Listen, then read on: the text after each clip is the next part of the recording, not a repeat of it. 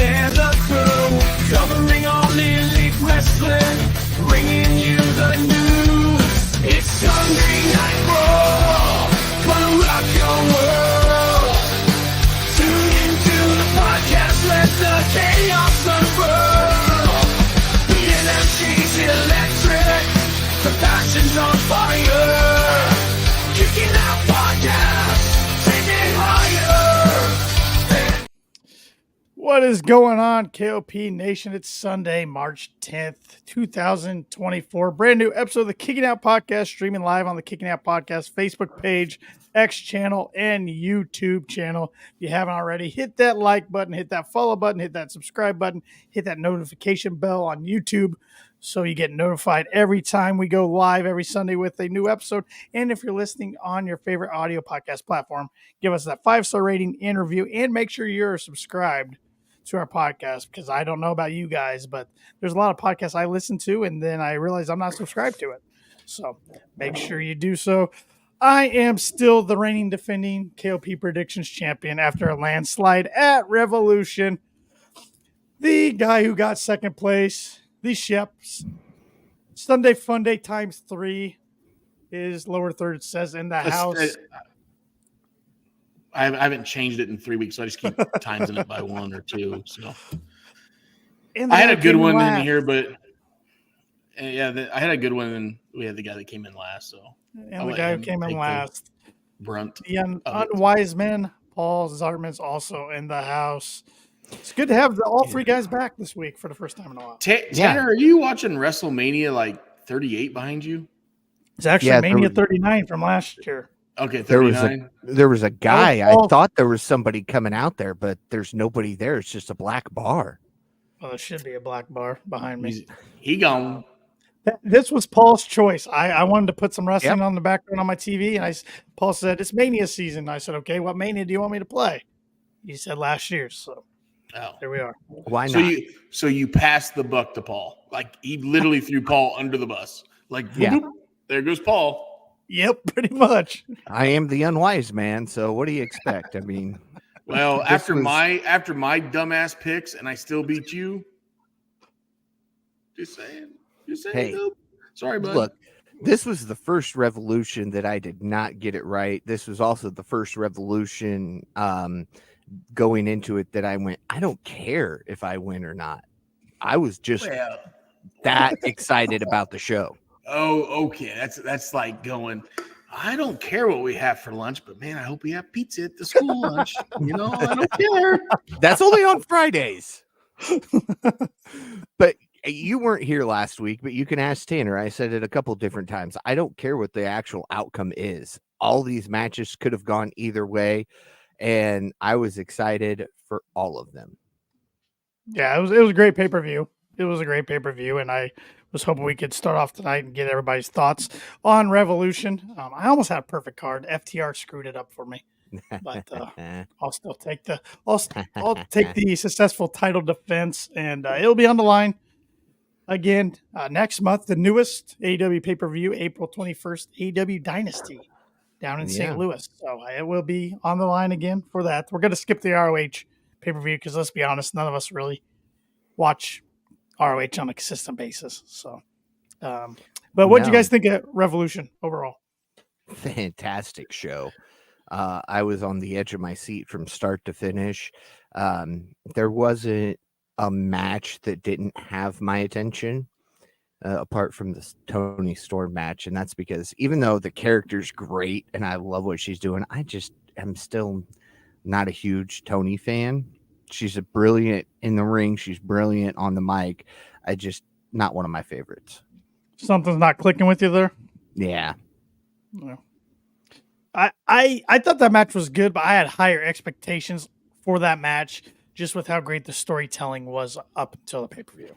Yes. I did enjoy the fact that we got to see a little bit of old school Toni via Mariah May. She looks just like her. Yeah. Well, pretty close. Kind of. Like her, yeah. Different in some areas. Yeah. Just some. But no, I thought the pay-per-view was really good. I thought it was one of their better pay-per-views they've ever put on. And Shep, Paul and I were discussing last week on our Revolution's prediction show that you can make a case, and AEW always shows out for their pay-per-views, but you can make a case every year, top to bottom, that Revolution's usually their strongest card for whatever reason. Yeah, and I thought this was one of the best pay-per-views they've put on since maybe one of the OG originals. Like this thing tickled the nines for me. Yeah, maybe he had a little extra giddy up because it's Sting's last match. And the way they produced it, the production behind it. Okay, maybe that gave it a little bit of a little extra kick in the ass, but overall, that was a damn good card. Like, if you were in the WWE world, that was a SummerSlam, Survivor Series, Royal Rumble, WrestleMania card. Yeah. It was one of their top fours. It wasn't a Hell in a Cell card. It wasn't a Vengeance card or whatever. This one, TK threw out all the punches, and he delivered. He really delivered on this one. Yeah, I did. Yes, he did. Yeah, he did.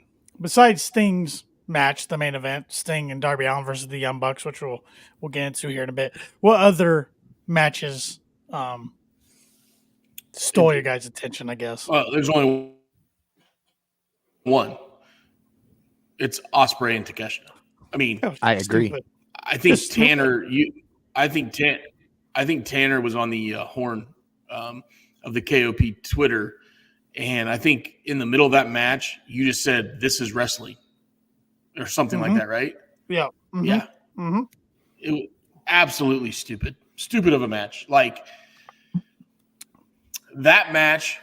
Yes, it was Sting's last retirement match, but that match could have been the main event, and everybody would have been. There was not a single belt on the line, no story behind them, but that could have been the main event, and everybody would have been happy. Yeah, they tore the house down, and Paul and I figured going in it was going to be the show stealer, and it exceeded, I think, both of our expectations. Oh, man, did it ever. I don't often like to agree with Don Callis, but he made reference to it being match of the decade, and it was good. It's definitely already match of the year contender. Mm-hmm. Oh, definitely match of the year that we've seen so far. Now, I would love to revisit this conversation in a month after WrestleMania, and I know we're all Cody fans, but I don't know if Cody and Roman can do that. I don't know. They can tell a good story, but they cannot go in the ring like those two. No, that was stupid crazy. So the only thing that would trump that is, they can go in the ring. Not saying that they can't wrestle, guys. Right. But if their storytelling and that goes together is the only way they can maybe trump that. Yeah. That match made me laugh out loud a couple times just because I was in disbelief of what I was watching. I was literally just laughing because I'm like, how are these two doing that? Man. Yeah. And Takeshita is 26. He's pretty 24, young. 25, Something like that, yeah. Ospreay's 33. I believe so. I'll look it up. But yeah. While he looks we up, we have a chance to see that 10 more times over the next. Ospreay's 30. Oh, geez. And Takeshita 24. 28. Okay. So both pretty young. Both right, not even maybe in their prime yet. So, guys, next 10 years, those two. Yep. Oh man, yeah. They're going to be two of the faces of AEW for a long time, and AEW's in a great spot. We got a question here on YouTube. Steffi says, "Who here is excited for the Hall of Fame?" I'm assuming she's talking about the WWE Hall of Fame. It's always I always am. a fun deal. This is one of the topics I wanted to bring up with you guys because it's been a pretty heavy topic on Busted Open. Uh-oh. Shep is struggling with some internet issues tonight. So Technical difficulties. We need to Technical make that, difficulties. and then so we can just flash it up on the screen like they do in other shows. So when I could be one really, of us, I could be really mean and take a screenshot of him right now. the Oh, memes we could make off of that, am I back? I'm back, aren't I? audio We can wise, hear, you're back. we can hear you. Yeah, so you can go Oh. ahead and talk. Okay. Who inducts Paul Heyman in the Hall of Fame? It's a great Ooh. question.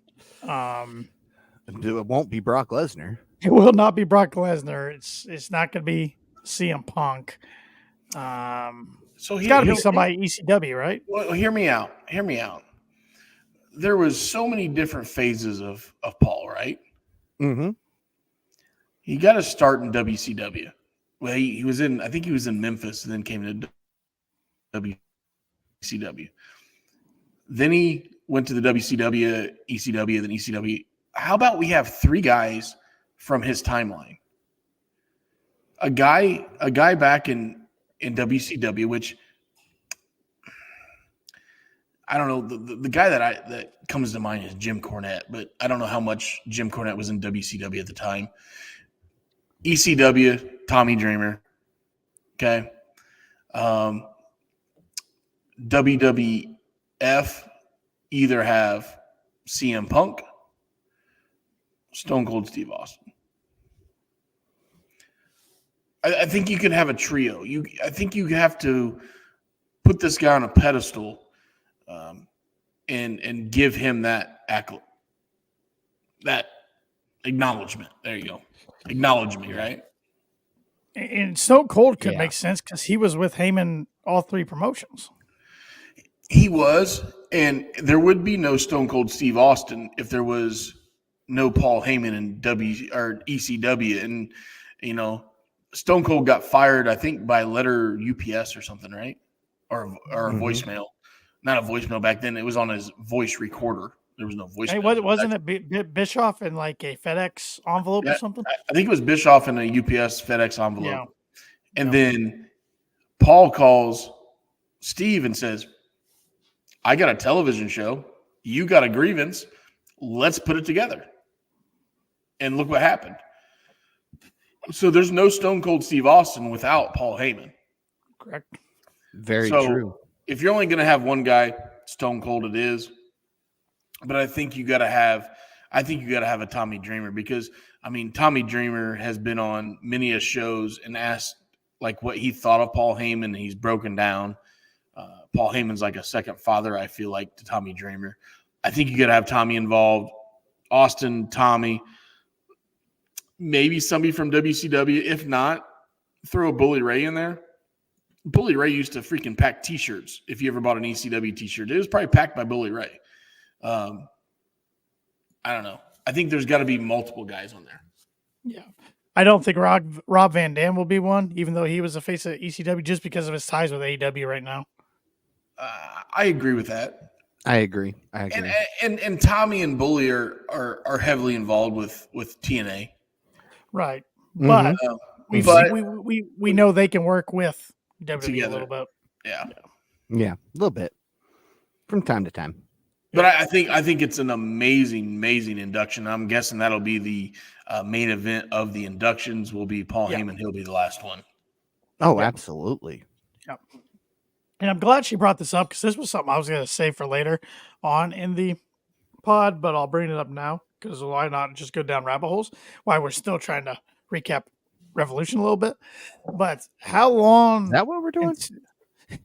That's what we're trying to do. But how long until AEW has a Hall of Fame? Ooh, 10 years. Yeah, they have to be 10 years old first. And That's fair. I think we'll see the first class being Mr. Brody Lee 100%. and Sting for 100%. sure. Those two at least. Probably get JR in there as well. Okay. Tony Schiavone then, because by that time he'll be Schiavone, retired. What about Cody? I know that's the interesting one because he was the EVP. He helped founded the company, but He's an original. He's a pillar. Yeah, he was a three-time TNT champ. Do you think I don't know how long you two will ever put up with me in a podcast. If we're still doing a podcast in 10, 15 years, do you ever think we'll see a cross promotion, or do you ever think we'll see WWE and AEW come together in something like a Hall of Fame and get along?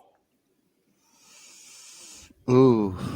God, it's one of those never say never. Especially for a guy like Cody. Let's say 10 years down the road, okay? It's time for Cody to get inducted to the Hall of Fame. He should be if he has the career that we predict he's going to have, he probably should be in both. If they both have a Hall of Fame at the time. Yep. Do they work together for a guy like Cody? I would hope they get to the point where they can work together for Hall of Fame type things. I don't know. As long as TK's always run the ship, I don't know if he'll ever work hand in hand with WWE as far as getting talent on their screen and vice versa. But do you think never say never. Do you think TK reached out for some footage for Sting in WCW? The reports are saying he didn't, but that's hard for me to believe that he didn't. Because all the footage we saw was New Japan. Right. It was AEW and New Japan. Yep. Now, he was in New Japan representing WCW, but it was New Japan footage. I mean, if he reached out and got denied, that's pretty shitty of the WWE, because AEW lets WWE use AEW footage for Cody's documentary. Yeah. Mm-hmm. So, and the WWE mentioned Sting last Monday night. Michael Cole did. So, and Pat McAfee. Pat McAfee was the one that brought it up. Well, and McAfee admitted he watched the show, and then Cole switched the topic so fast. Yes. McAfee was talking about it and giving his praises, talking about how good the show was, and then all of a sudden Cole was like, all right, you're done. Yeah, okay, Pat, you still got to learn the rules, what we can and can't not say. Well, the difference is what Pat's got to learn, and I love Pat McAfee. I'm a huge fan. When he does his ESPN show, Pat could give two shits and does whatever he wants. Right. When he's on Monday Night Raw, he's got to kind of put that in the back seat and take the follow from Cole. Yeah, a little bit. Because if he didn't, he could have went down you talk about a rabbit hole in nationalized television. Yeah. Him all of a sudden praising AEW Revolution. Yeah. Yeah, even if he doesn't say the words AEW or the letters AEW, he keeps saying, "Oh man, that was a great match, great show." Then people are like, "Oh, I got to go check out what he's talking about." Yeah. Yep. And then the secondary buys shoot through the roof, and TK's going, "Thanks, Pat." Yeah. Yep. I'll send you a check, bud. Yep. But wrapping up Revolution. Any other matches you guys wanted to discuss before we get into talking about this week's AEW action? I just want to talk about the fact that Darby made it out alive. Oh my God. Oh my God. I thought Darby dead. I thought this was one of the best Darby matches I've seen. Yeah. All the stupid bumps out of it, whatever. The storytelling Darby did was excellent. Mm-hmm. And I think he trumped himself on Wednesday and he didn't even wrestle. Yeah. That was his best promo. That was his best promo I've seen. I can remember. And I include this because I don't know how many of our followers or our listeners or watchers or whatever watched the post-media scrum. It was a great post-media scrum as well. Yes. Especially with Sting, Darby, and TK. I thought that was one of the better ones. Yes, I love the MJ dramatic ones, the CM Punk dramatic ones, but this one was real. They asked real questions. They gave real answers. And Darby made a point like, dude, I came to this just to let you guys know I'm alive. I'm half stitched up on the back. I got to go back and get some more stitches, but I came here because A, it's Sting's retirement scrum, and B, I want to let you know I'm alive. All right, peace out. I'm going to go climb Mount Everest. A great post-media scrum. He took a couple questions. It was great. Sting took the majority of them. But, yeah, it was awesome. Yeah, no, it was really good. And I had no problem with the bump. Was it scary? Yes. Nerve-wracking? Yes. Glad nobody in the crowd got hurt. That was my biggest thing, was they're going to do something like that with real glass. You got to be careful shards of glass aren't going into the crowd. And I know both glass went in the crowd. Yeah. So, but Darby's crazy. There's only one Darby Allin, and man, He's Yeah. nuts. But that was a fun match. I mean, Sting and Darby getting the win helps me solidify. I think I had the title defended going in that anyways, but you guys took the Bucks for 10 and 11. Shut up. Well, I have my own personal thoughts of Sting going out on top. I liked it. I didn't like it. Yeah, and if I don't know if you guys listened to Cornette throughout the week, he was livid about it. Of course he was. Yeah, of course he was, because it's AEW. But like, I see both sides of it. At first, I would be like, no, he's done. He's leaving the territory. Yeah. You put the next stars over. Even you can have a great match, which they had a great match. And then I watched that post-media scrum, and I hear the comments from TK, and I hear the comments from Sting, and Sting had a little pushback. Mm-hmm. Sting did not want to do that. TK and the Bucks did want to do that. And then the more I think about it, the more I listen to it, I'm okay with it. At first, I was pissed. Okay, I don't feel that was the correct way to do it. But then again, it's not 1985 anymore. Right. Okay? Right. Now, I will say this, Shep, you weren't able to join us last Sunday before the pay-per-view. I told Tanner, I said, if Sting and Darby win, they immediately have to vacate the titles.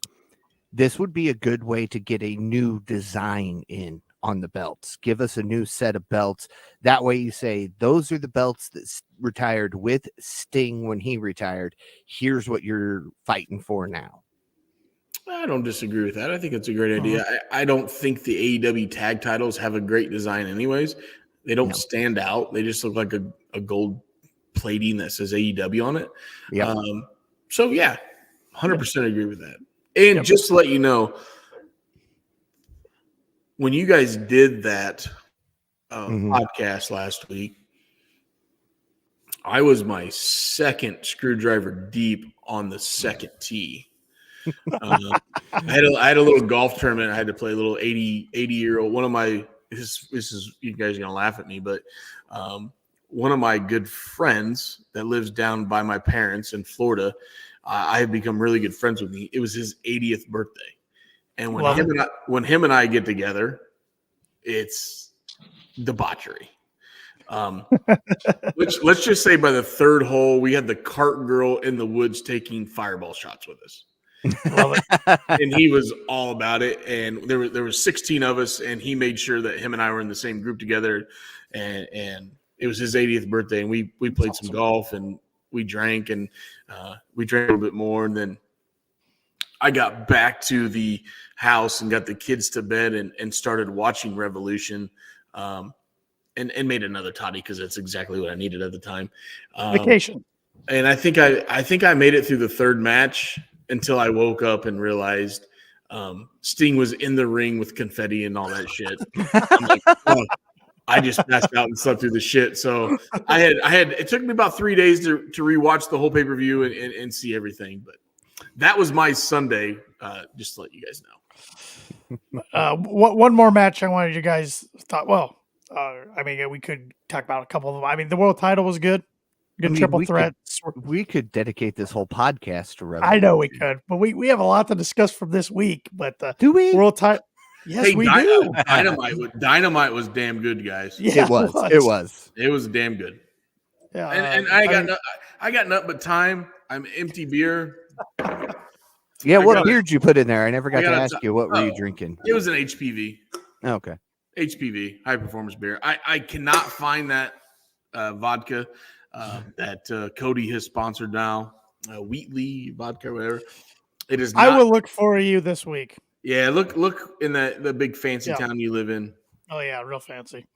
But it's not in lovely Rochester, Indiana. So nothing's in Rochester. What are you talking about? Actually, I got to go to South Bend, I think, this week. I'll check lovely South Bend. All right. Well, if you can't find it there, let me know. I'll look for you. All right. Because I wouldn't mind trying it myself. So, world title match was good though. Swerve came out looking like a babyface. Hangman came out looking like a heel. But the one other match I wanted your guys' thoughts on it. And it was a match I thought would be good, but once again, it exceeded my expectations. FTR versus Mox and Claudio. Ooh, this was a phenomenal match.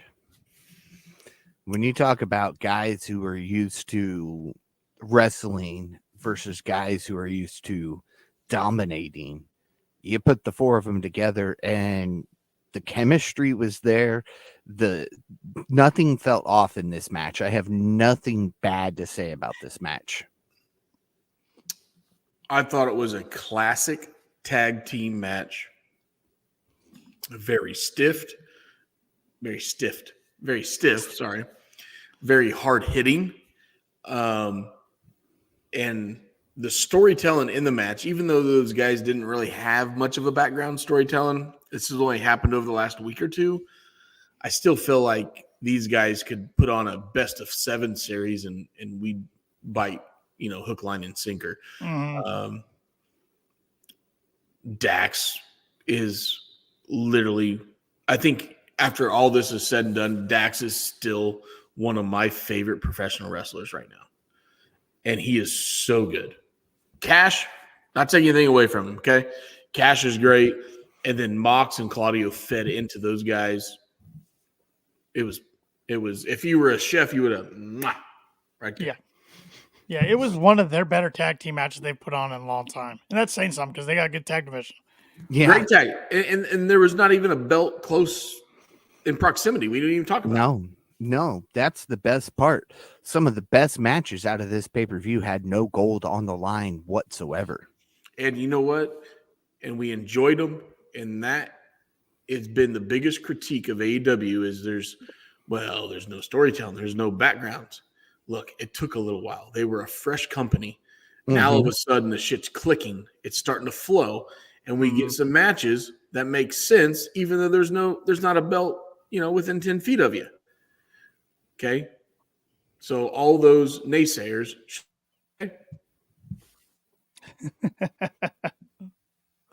Yeah, there's another classic one. Yep. The best part is every time it's frozen tonight, it has given us what could be a classic Shep meme. I might have taken a screenshot earlier one. Of course you did. Of course. My internet is obviously sketchy tonight, so we can hear you just fine though. So yeah, that's all that matters. You just need to hear my beautiful voice. You just need the audio. We just need the audio. One other thing I need to mention from Revolution is I still appreciate, Shep, that you were kind enough to keep the streak going of you missing at least one women's match prediction. Yes. You know what? Yeah. How do you put, again, nothing against Willow and Statlander. Love them girls. I think they're hell of a performers. But in the storyline and the position that Julia Hart is in Sky Blue and the push that Sky Blue has been getting, how do you not let them win? That's why that was my one pointer. I couldn't decide going into it. So you buried your hottest girl in Sky Blue, which I think she's got a shit ton of traction right now, besides Toni Storm and Deonna, okay? And then Julia Hart, which you guys have been putting a rocket up her rear end, and then you have them lose to Willow and Statlander. Come on. Those girls are ROH girls. Nothing against ROH girls. They're hellacious performers, but it just doesn't fit in your AEW television right now. Right. And I think the reason they did it is to set up the future story between them, because now, as we'll get to later on in the podcast, we'll see Willow take on Julia Hart for the title. Yeah, but it didn't work for the pay-per-view. Well, at least it didn't work for my damn picks. Well, the only thing that didn't really go, I mean, we all picked it just fine. I mean, it was easy pick, but the only match I really had complaints about was the scramble match. Oh, which was a throw together. Yeah, some injuries. Actually, I thought you would bring it up by now, but one of my favorite matches and then maybe the aftermath of the match was Kingston and Danielson. Yeah, those two. I mean, That we was knew a we were gonna get a solid hard hitting match, but the stuff they put out on X during the pay per view of the the realness between Danielson and Kingston, respect, that was pretty special. Well, the backstage stuff, Eddie's got ice, strapped to his shoulders, and Danielson's getting adjusted by a chiropractor, and Eddie, laid his heart out there, and he stood up and he said, "I gotta walk away. I'm gonna get emotional." And Danielson said, "You fucking earned it." Like, that's all he needed to say. I know he couldn't say that during the pay-per-view. He said it on X afterwards, but when he said that, that literally put the cherry on top of that feud. Yep. What a well done feud. Yep, it was by Tony Khan there. Mm-hmm. And Danielson's loving this kind of last full run as a full-time performer, and he's putting people over left and right. So it's been fun to see. That it has. So does he put over Ospreay? You bet your ass he does. Hey, don't give away your predictions yet. We still got them on. I don't care. I think at this point, if Ospreay still has 5 or 6 matches leading up to Dynasty, yeah. God, I hope they rest him a little bit. Well, he's coming in hot. I think you guys saw he made a comment on X, Twitter. I have a hard time calling it X. Sorry, I do too. I'm trying, but he talked about his first week with them, and he was flying home, and a fan commented like, "Oh wow, you work 1 week and you get vacation," and he's like, and I love that he says. He doesn't say bro. He says bruv. Bruv. He says bruv. I'll be back Tuesday. Yep. So he literally flew home like on a Friday after the taping, and then, hey, he's got a family to take care of. They have an agreement, and he's like, bruv, I'll be back. I'll be back Tuesday. So I love it. Shout out. Go ahead. Sorry. Oh no, you got it. I'm telling you, at this point right now, when we get into big all in, all out season in August, it's going to be hard that Ospreay's not over Dax Harwood for me. Just saying. Yeah. Yep. No, right. It's going to be tough. It's going to be real tough. Shout out to my guy here, Pluggo. He and JPJ had me on their podcast show. Their YouTube show the other night, Between Two Beards, on Thursday. Check that out. We broke down Revolution. We broke down this week's Dynamite. 2 really good guys. So go check that out if you haven't already. And he's an Indiana boy like us, guys. So gonna have to have Pluggo on the show sometime. And JPJ, even though he's a Boston guy, but boo! Yeah, boo. we talked a little baseball and a ton of AEW. It was a good time. So wait a minute, how did that work for you? Because I know your little ass is a Yankees fan. I know, and it's funny because Pluggo had no idea. We started talking baseball. I find out JPJ's a Red Sox fan, and I'm like, I'm a Yankees fan. It was fun, but because all he did was rip the Red Sox. Even though he loves them, he ripped them and said this is the least optimistic he's ever been going into a season. So. That's okay. Hey, at least he's not a Cleveland Indian fan. True. Guardian. All right. Yeah. Oh, wait. Is that what they're called now? Yeah.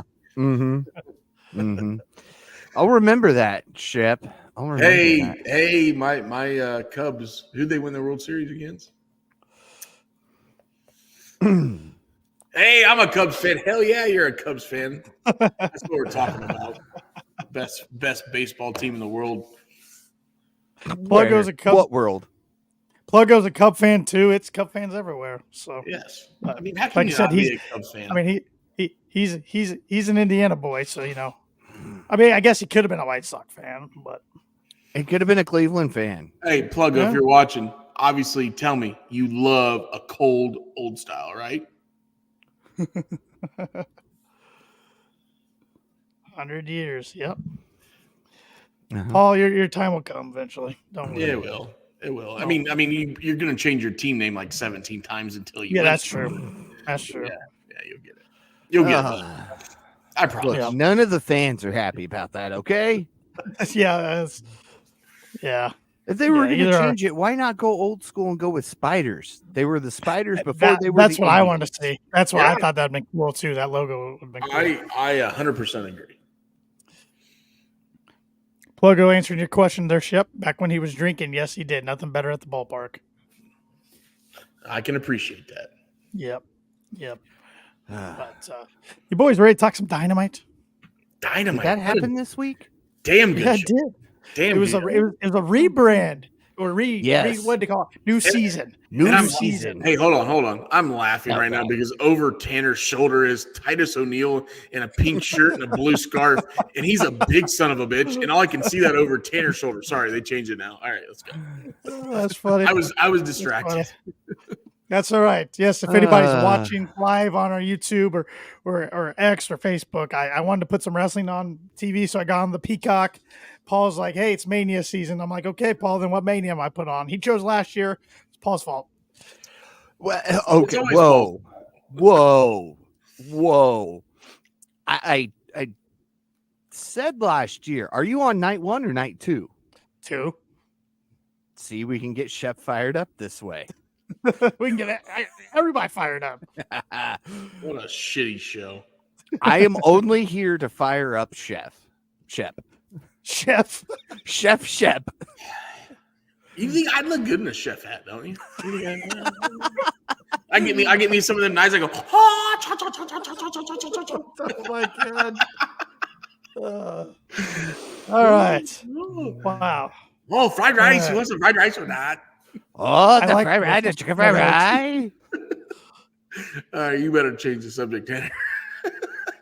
Oh, good God. Yes, changing the subject. Dynamite, new season of Dynamite, new colors, new logo. The tunnels are back. Different looking tunnels, but the 2 tunnels condoms are back. did not look like condoms. It did. Colored condoms. Yeah, that big LED light around the tunnel did not help. Maybe it's because I'm a immature 41-year-old. No, I'm thinking. I'm thinking. Never. Who bought condoms from a hippie? They look like tiny condoms. Oh shit! It was good, good stuff. So my question to you guys though, they kept saying new season, and I understand the new branding, the new colors, the logo, the look, it all looks good. I'm all for that. But so the new season, is that more just a TV term, or are they starting to view Revolution as their Mania? And you know how Mania ends every WWE season, and then the night after Mania kicks off. I mean, what are your guys' opinions? Shep, go ahead. I would agree with Tanner on the first part, new season. I think their Mania is all in, all out. Yeah, I mean, Wembley, or with Wembley, with 80,000 plus fans, you would think that's got to be their biggest show. Now, the past 2 Revolution cards have been absolutely stacked, obviously. right. I think you founded the company on All In, right? Mm-hmm. Even though it was not a AEW backed show, backed by ROH. Yeah, it was backed by ROH, but those guys started with All In, right. So I would think All In, All Out, the way they do that now, I think that has to be your Mania. It has to be. I could even make the argument for Double or Nothing, since that was the first AEW show in 2019. But the thing I'll argue against Double or Nothing is it's always in Vegas. I feel like your biggest show needs to rotate, switch locations. Yeah, rotate. But and look, Vegas is not a wrestling town. No, it's not. And I wish they would rotate that show, but they keep going back to it. So yeah, and that's why I think we see the attendance go down every year, because they're trying out their market out there a little bit. So yeah. But I was just curious in your thoughts, because I know I kept saying like a Revolution every year. It seems like top to bottom seems to be their best card. I'm like, maybe they're starting to view it as their Mania. I don't know. Yeah, and I'll kind of agree with you both, because I was starting to kind of feel the same way, is that maybe this is being viewed as their WrestleMania.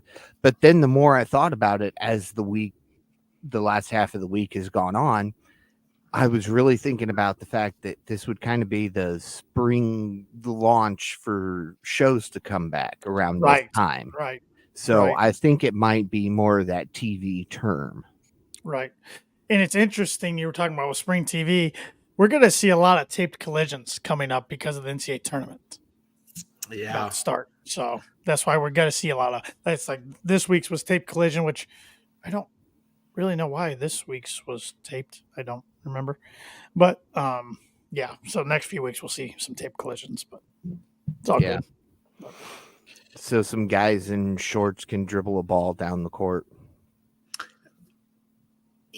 I'm okay with it because I'm from I'm from northern Indiana, so I love the NCAA tournament, and I'm gonna love the Thursday, Friday, Saturday, Sunday,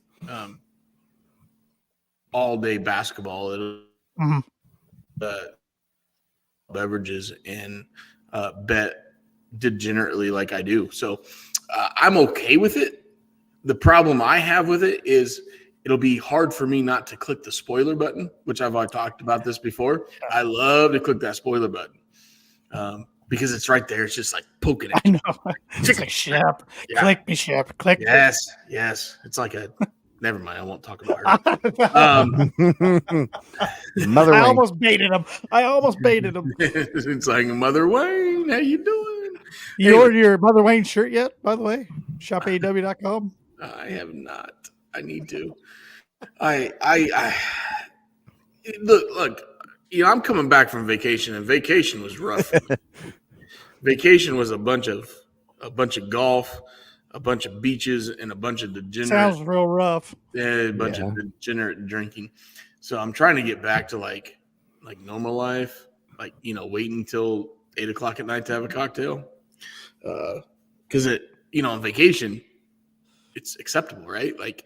It's 9 o'clock. I just cooked everybody breakfast. Like, I can have a little vodka in my OJ, right? So I did. Anyways, let's get away from this rabbit hole. All right. Yeah. Anyway, Mama Wayne. I think I saw Mama Wayne on the beach down in Bonita Springs, Florida, and she looked all right. She gave me a wink and a little moochy. So she's doing good. Well, I hope she's in Indianapolis on April 17th. I sent you guys. I can't believe I'm the one that broke the news to you two. I hadn't watched Collision yet. I hadn't watched Collision yet. I was watching Collision late last night and sent that to you. Yeah, so because it was funny you sent that because I literally checked AEW Ticks like yesterday morning because I'm like, wonder if Indianapolis is coming up soon. Just by chance, saw nothing. I'm like, all right. So that's that'll be a great show. Hopefully, my bartender that serves a great vodka lemonade is still there. So we know where Shep's going to be sitting. It's so roomy over there too. I could sprawl out. Before we get into Dynamite, we have one question here on YouTube from Mr. Gman78. Are you guys going to WWE WrestleMania 40? I don't know if he means are we going or are we going to watch? Dave LaGreca was supposed to. Uh-oh. Shep's Wi-Fi is cutting in and out. No, there we go. He's back. He's back. All right, I'm back. LaGreca was supposed to take me to WrestleMania 40, but obviously I've not heard from him. Night one, I'm in or out, but I have a tradition that I started 20 years ago. On WrestleMania Day, there's a local pizza joint. I get a pizza from them and a 2-liter pop. This is back before I was 21, and this was my WrestleMania Sunday. So I'm going to get a pizza from them, and I'm not going to get a 2-liter. I'm going to probably just slam some vodka and watch WrestleMania Night 2. So how you've grown up, Shep. I've grown up. No more 2-liter Dr. Pepper. We're going to have some pizza and vodka. I'm the same way. I mean, maybe some tequila this year. I learned to make a damn good margarita, by the way. It can't be the Terramana tequila. No, not for that, Mania. No, that shit sucks. Diarrhea Dwayne. Yeah, diarrhea Dwayne. What was that? I've learned. I would have made one tonight, but I don't have all the ingredients. I can make a damn good margarita nowadays. So maybe for Mania, we're gonna have some margaritas. Yeah, but no, I plan on watching definitely night 2. Night 1, well, night 2, we might do a little watch along. Ooh, we could. Hey, how about a main event? How about a main event watch along? I'm afraid though, if Cody loses, I might chuck my computer across the room. I might be afraid by the time Cody gets on the stage. I'm belligerent, but I'm in. By the time that match ends, if Cody loses, the rest of the show is just going to look like this. That's true. That's true. That's very true. Because I remember watching it last year, and I said some few choice words, and I was listening to myself. In my head. But it'll be night 1, Bloodline rules. So night 1's gonna be interesting. I mean, I'll try to tune in, but night 1's gonna run into the final 4 this year. It's gonna be interesting. Mm-hmm. Yeah. I'll watch night 1 so you guys don't have to. I watch night 1 main event. That's all I care about. Yeah. Good point. And I think Rock will go over with Roman. They have to, right? It'll be Bloodline rules. Story they're telling. Mm-hmm. So here's a great rabbit hole. I brought it up a couple weeks ago about somebody tagging with Cody when it wasn't Seth because of his knee or whatever. And I said the only person in the world that would do business like this would be TK and would let Dustin come back and tag with Cody. Obviously, we're not going to get that. But if we get Roman and Rock go over night 1, night 2, Roman versus Cody, Bloodline rules, obviously you're going to have a bunch of run-ins, right? You're going to have the whole Bloodline come in. You got to have Dustin run in. You got to have Dustin be a part of it and run in, right? You have to. The Rock did bring him up. He brought him up. He brought him up. So and Teal, which I wouldn't want to get on her bad side. And he called him a Hall of Famer. Yeah. The future. Then he's like future. Then he corrected himself. Yeah, future he corrected himself. So yeah, I think, man, I would almost bet we see Dustin in Philadelphia. Mm-hmm. And I would love it. I would pop for it. I will pop for it for sure. Oh absolutely. The whole crowd would pop for it. Yeah. But yeah, it'll be interesting. It'll be interesting to follow on for the next almost month, a little less than a month. So, all right. But all right, now we'll get into Dynamite. We're only 47 and a half minutes into the show. So, all right. Welcome to Rabbit Hole Podcasting. no more rabbit holes for now. Oh, I mean, unless people comment with rabbit holes. I mean, we do. Yeah, we love the comments. Bring them in. Yeah. Yes, and appreciate everybody that's tuning in tonight. We got a lot of people watching live, either on X or YouTube or Facebook. So please hit that like, subscribe, follow button, hit that notification bell if you haven't already. Really appreciate the support. Twitter. Yeah. Twitter, X, whatever. Twitter. But Dynamite Wednesday night kicked off with Swerve. Come to the ring, get a big baby face reaction. Nana's doing the dance. Everybody's doing the dance. Everybody's having a good time. Come on, Shep. You know you want to. Shep don't do that dance. Shep don't do that dance. Shep don't do no dances. So he's still saying he's got to come after Joe for the title. Joe's music hits. Joe comes out. They're starting to go back and forth. Then we see Undisputed Kingdom appears. Adam Cole says there's only one thing worth talking about after Revolution. Cole claims Joe's the world champ because they let it happen. He says in 6 months, nobody will give a damn about Swerve, and the only thing that he will swerve from is the main event sing. So then Swerve says how many times Cole has failed and still got opportunities. He's taken to Cole in the role as a manager, claims he has Britt Baker's second phone number in his pocket if he needs more clients. Cole then suggests Mike Bennett and Matt Taven face Swerve and Joe next week.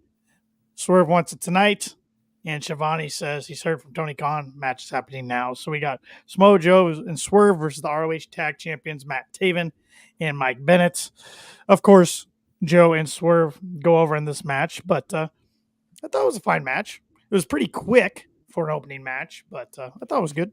Hey, who's that redheaded guy behind you? I hear his Twitter disappeared. Sheamus.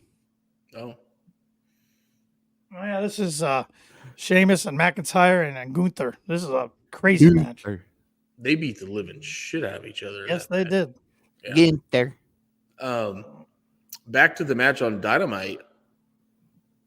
I thought it was a quick match. like you said, Tanner, but they got their stuff in. Even Joe had one of those walkaway spots. He got in there real quick. That was funny. It was. Anytime he does it, it's comical. Oh, it's fantastic. And I love the looks that Swerve and Joe gave each other. Even though they're on the same team, they gave each other the look like, all right, top that, bitch. Take that one. Mm-hmm. So I thought it was very, very well done. Again, I think I said this, we're 50 minutes in. I think I said this 37 minutes ago. What a hell of a Dynamite we had. So great way to start. Yep. And the fact that it's been rumored for months and months, but Wednesday was the first time we've heard Britt's name mentioned since she kind of just vanished. Yeah. Yeah. I mean, through the whole time of MJF and Cole through Better Than You, Baby, Britt was never brought up until last night or Wednesday night. I think she comes back at big business with Mercedes, but I do too. So I think you might as well start getting her name out there like they thought. And all of a sudden we see both of them at big business. So, which is this Wednesday, right? It's going to be a big show. The card's crazy already. Is she? I'll ask that later. I like how they didn't pull the trigger on Swerve winning the title at Revolution and had Joe, come out. I like the story they told because Hangman didn't care if he lost as long as that meant Swerve didn't win the title because he's so obsessed with Swerve not winning the title. Mm-hmm. But, and you guys can correct me if you think I'm wrong here, I got to think the direction for Dynasty is Joe versus Swerve 1-on-1 for the championship. I think so. Now here's the that'll give us our predictions away. We won't do that yet. What predictions? Because the match isn't even official. If it happens, does Swerve win? I think you got to pull the trigger. Why it's hot. Yeah. Or better yet, does Wardlow beat Joe Wednesday? Because remember that was what the devil had planned. It is true. I mean, that would be a big, no pun intended, swerve on a big episode of Dynamite. But I don't know. Because I think it's Swerve's time coming up. So. Oh, we lost Shep. Well, hopefully he reconnects because he is having some internet issues, and I would like to get his thoughts. I really want his thoughts on this next match. So I'm gonna kind of digress a little bit, but we'll talk about. He's back. All right, we got him back. Yeah, switched over to the old hotspot on the phone. Hotspot. But after the match, Wardlow made his way down the ramp. Wardlow distracting Swerve. Joe comes from behind, chokes Swerve out, put him to sleep, and then stare down Wardlow. And as you mentioned, Paul, Wardlow and Joe are going face-to-face for the world title this Wednesday, Dynamite in Boston for big business. Big business. Stop it. Wow. Stop it. It was that or the other guy, and Shep doesn't like it when I say his name either, so. That guy hadn't been on TV in a while. Exactly. I don't like either one of them. Shep, any chance we see a huge, no pun intended, swerve Wednesday night and Wardlow goes over Joe, or do you think we're going towards Joe versus Swerve at Dynasty?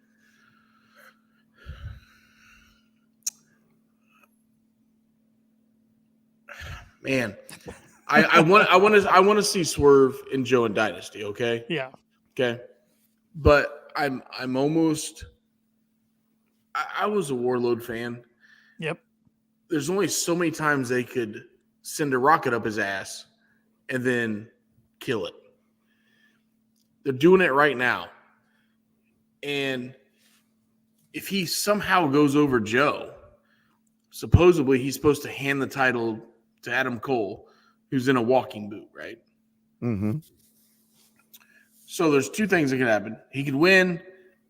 Adam Cole comes out in the walking boot in a wheelchair. Hey, give me the belt. Warlord walks by, and Again, they have a big versus little, which I could give two shits about. I would rather see Swerve and Joe at Dynasty. So I would rather see that, and there's going to be one guy that cost Joe the match, and Swerve gets the belt. He's got 3 initials. Is he better than us? DDP. Bang! hey, I'm doing my yoga right now.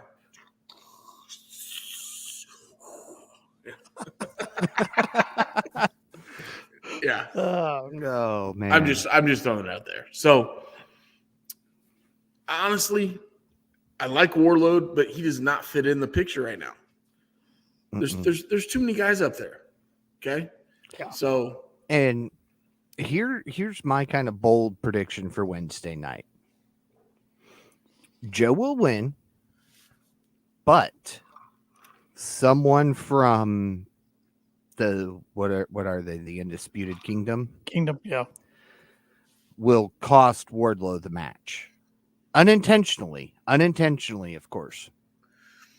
So you think hopefully Adam Cole be cleared by Dynasty and we'll get an Adam Cole versus Warlord match? That would be fine, or Wardlow versus whoever cost him the match, and then he turns his back on the Undisputed Kingdom and says, I'm coming for all of you. Takes him out one by one, Adam Cole being the last one, giving him time to get cleared more, and then pursues the original goal he had intended, which was to go after MJF. I don't disagree with that. I can see him going after the Undisputed Kingdom. But the only person I can see him costing the match would be Adam Cole. Roderick Strong doesn't fit because he's got a shit ton of contenders with his new belt. ROH tag titles, Taven and Bennett, they really don't fit in AEW television right now. So, yeah, I mean, this sounds really bad. I like the guy. I think he's got a shit ton of potential, but he doesn't fit in right now. So, I don't know what you do with him Wednesday night. I really don't. Yeah, that's why I'm really intrigued by what they do Wednesday night, because I think the direction they're going is Swerve and Joe at Dynasty. But then what do you do with Wardlow? You gotta explain it somehow, because I think if you have him lose clean, you just cooled off what you built with him the last 3 months. But they've done it before. They've cooled him off 2 times already. So yep. Could he challenge Roderick for the international championship? There's so many guys in line with that. It's like an open challenge. The way Orange Cassidy defended it. So I don't think that fits. Like, and we saw him win the TNT title 3 times, and that was supposed to elevate him to the world title picture, and it never happened. So. Hell, put him at. Hey, here's what we're gonna see: Dynasty, April 21st, 0 hour. Brian Cage versus Wardlow. Speaking of Brian Cage, he faced Hook for the FTW title on Wednesday night, and he had some Sting looking face paint going, even though it was purple and orange. Hook gets the win, but it was FTW rules, so it was a little crazy. After the match, Gates of Agony attacked Hook, but Jericho, who has some newfound respect for Hook, as we saw before the match and the backstage segment, pre-match backstage segment, he came and made the save. So since Sammy Guevara got suspended and can't be in the tag team tournament with Jericho, it looks like Hook's the replacement. And I was really hoping they'd keep Jericho far away from Hook. Hey, hold on for a second, guys. I got to go run through this barricade for no fucking reason whatsoever. There. I'll say it. I'll throw out the first F-bomb. Actually, like the third or fourth, but I've been pretty close. Anyways, I thought it was different. We saw the Lionheart Chris Jericho. Yes. Yeah. Which does not get the pop of Chris Jericho with Judas music. No. Right. Right. He just It's okay. Look, Tanner, here's the deal. We're gonna get a whole bracket of these tag team titles or these tag team competitors. multiple like because didn't they say on Wednesday it's gonna be like multiple groups or brackets? Yeah. Well, I mean, Tony Khan made a funny comment saying we're gonna have our own March Madness bracket. Yeah.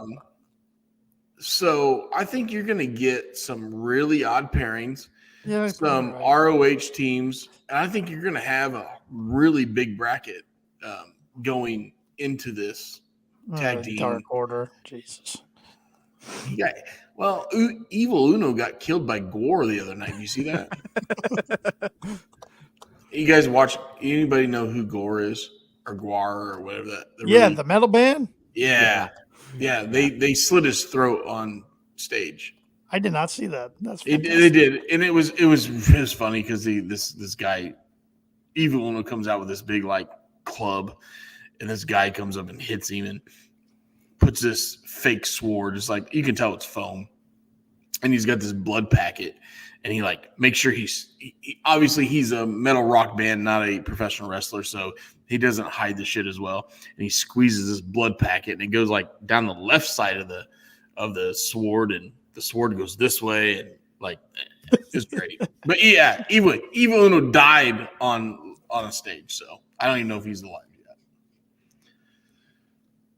He didn't let everybody know he's alive like Darby Allin. So Yeah, he didn't come out and go, I'm just here to tell you I'm still alive. I'm going to go get more stitches. Yeah. But we know that Orange Cassidy and Trent are going to be in the tag team tournaments. You mean we're not going to get the Kentucky Gentleman? He's still on the shelf. Damn. Look, you got to give the people what they want, and the people want the best friends. No, not this person. No, You almost said Over not it. this people. I almost did. I wanted to, but that's not. I'd rather see OC with somebody else and then put Rocky Romero and Beretta together. I agree with that. I think OC could be.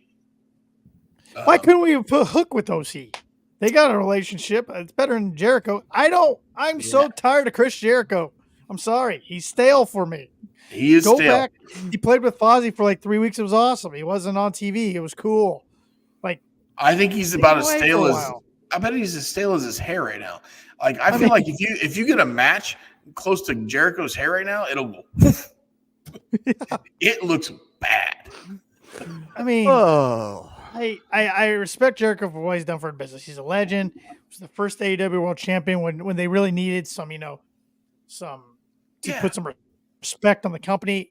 But we're 5 years into this, and he's still trying to wrestle every week, and it's just doesn't do it for And me. he needs to put some fucking conditioner in his hair. Yeah, he needs to do a lot of things. He But needs a lot. I don't know. All right. I saw him run down, and I understand, with the pre-match segment why he did, but he ran down. I just was like, really? Like, why? Poor Hook, man. He's unique enough. He doesn't need anybody. But Sammy had to go get suspended, so they had to get rid of him. Which that Sammy's suspension, I'm still questioning. It's kind of odd, right? I'm still questioning. Yeah. There's something something's So off. we're talking about the tag team tournaments. Yes. Belts are dropped. Yep. Obviously, we're going to get a final. I'm just guessing. We're going to get a final at Dynasty April 21st. I know who my final four guys are, which will be Bucks and FTR. Again. No, I think that's fair. I think if you're gonna take out one of those teams and replace it with a different team, I think Claudio and Mox are the obvious choice for the other. Just because they're hot right now and they just beat FTR, who's a great tag team. Okay. Take the Bucks out of the situation.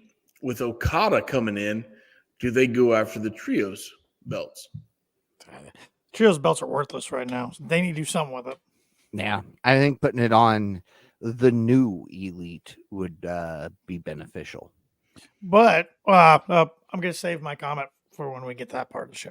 I got Okay. another comment. I could see them doing something with the newest member of the AEW roster. But quick match here. Let's see. We had Kill Switch versus Daddy Magic, who was dressed like DDP. You brought up DDP earlier, Paul, and he had the jeans and the tape around the ribs. Kill Switch makes pretty quick work on him. Daniel Garcia attacks Kill Switch, takes the fight to Nick Wayne as well, but he's outnumbered. And then we see Copeland return. We know Adam Copeland signing at Revolution, which was surprising to me. He returns, attacks Kill Switch and Nick Wayne, and then challenges Christian to an I Quit match when Dynamite goes to Toronto later this month. 2 weeks. 2 weeks, yes. Not 2 this week, weeks. next week. Yeah, 20th. Yep. I will I'm excited to see the end of that feud. Yeah, I am. It's time. Mhm. It's time. But it's been done. It's been done pretty good. Like I It can has. see It has. an I Quit match will be perfect for them. Mm-hmm. All right, here's my question for both of you gentlemen. We know the patriarchy is going to come down with Christian. We Mhm. know it. Do we see Mrs. Copeland for a one-off night? That'd be cool. Not at the start. If she's available, I can see her getting involved. Take I could- out Mother Wayne, who goes to do something to Copeland. Yeah, I could see her taking out Mother Wayne and Nick as well. And hopefully she's not too hard, but if she is, I can make sure to massage Mother Wayne later that night. Majin's joined us. Yes. And he said, look, Tanner's here. Hey, of course the reigning defending KLP champ is here. Yeah. Mm-hmm. Yes. Yeah. Uh-huh. You missed like 2 months worth of shows right in a row, you slack ass. Yeah, and then I almost had a perfect card of predictions. Look at that. You know, I did send my predictions in like Sunday morning, so Tanner could have like. Oh, I think he cheated. Okay. Okay. And I didn't say it. I didn't say it, Paul. You did. I didn't say it. Okay. Tanner's always cheating. He's got inside knowledge somehow. I don't know how yet, but he's got inside knowledge, and I will figure it out. I've been accused on this podcast of working for Connecticut. Now I have inside knowledge on AEW. I mean, come on, guys. Yeah. I mean, Yeah. I would say something, but we don't want to talk about that guy. Anyway. No, we don't. Yeah, Daniel Garcia. Yeah. Yeah. Mhm. Majin says Daniel Garcia and Daddy Magic would come out to stop Nick and Kill Switch. That He would leave reads it out Beth to loud. come out and stop Mommy Wayne. Yes. I just like how Shep read it. Yeah. Hey. Great visual for the audio, the people who listen to this on their favorite audio And- podcast platform. Yeah. That's right. They'll get over it. So hey. nice the KOP Nation ship is. Yes. And if that happens, if Beth comes out to take care of Mama Wayne, hopefully, Mama Wayne likes it a certain way. So Beth, be careful. Oh, Jesus. Just saying. One thing. All right. One thing we did not cover at Revolution, and I should have. Uh-huh. I kind of slipped my mind. The return of Kyle O'Reilly. Oh, yeah. Yeah. He's growing the Yeah. hair out a little bit. He's got Yeah. some facial hair. First time in over 2 years. Good to see him back. Yes. Came back from a neck fusion surgery, right? Yep. Yeah, where they thought that he might never wrestle again. Yeah. Majin, she does.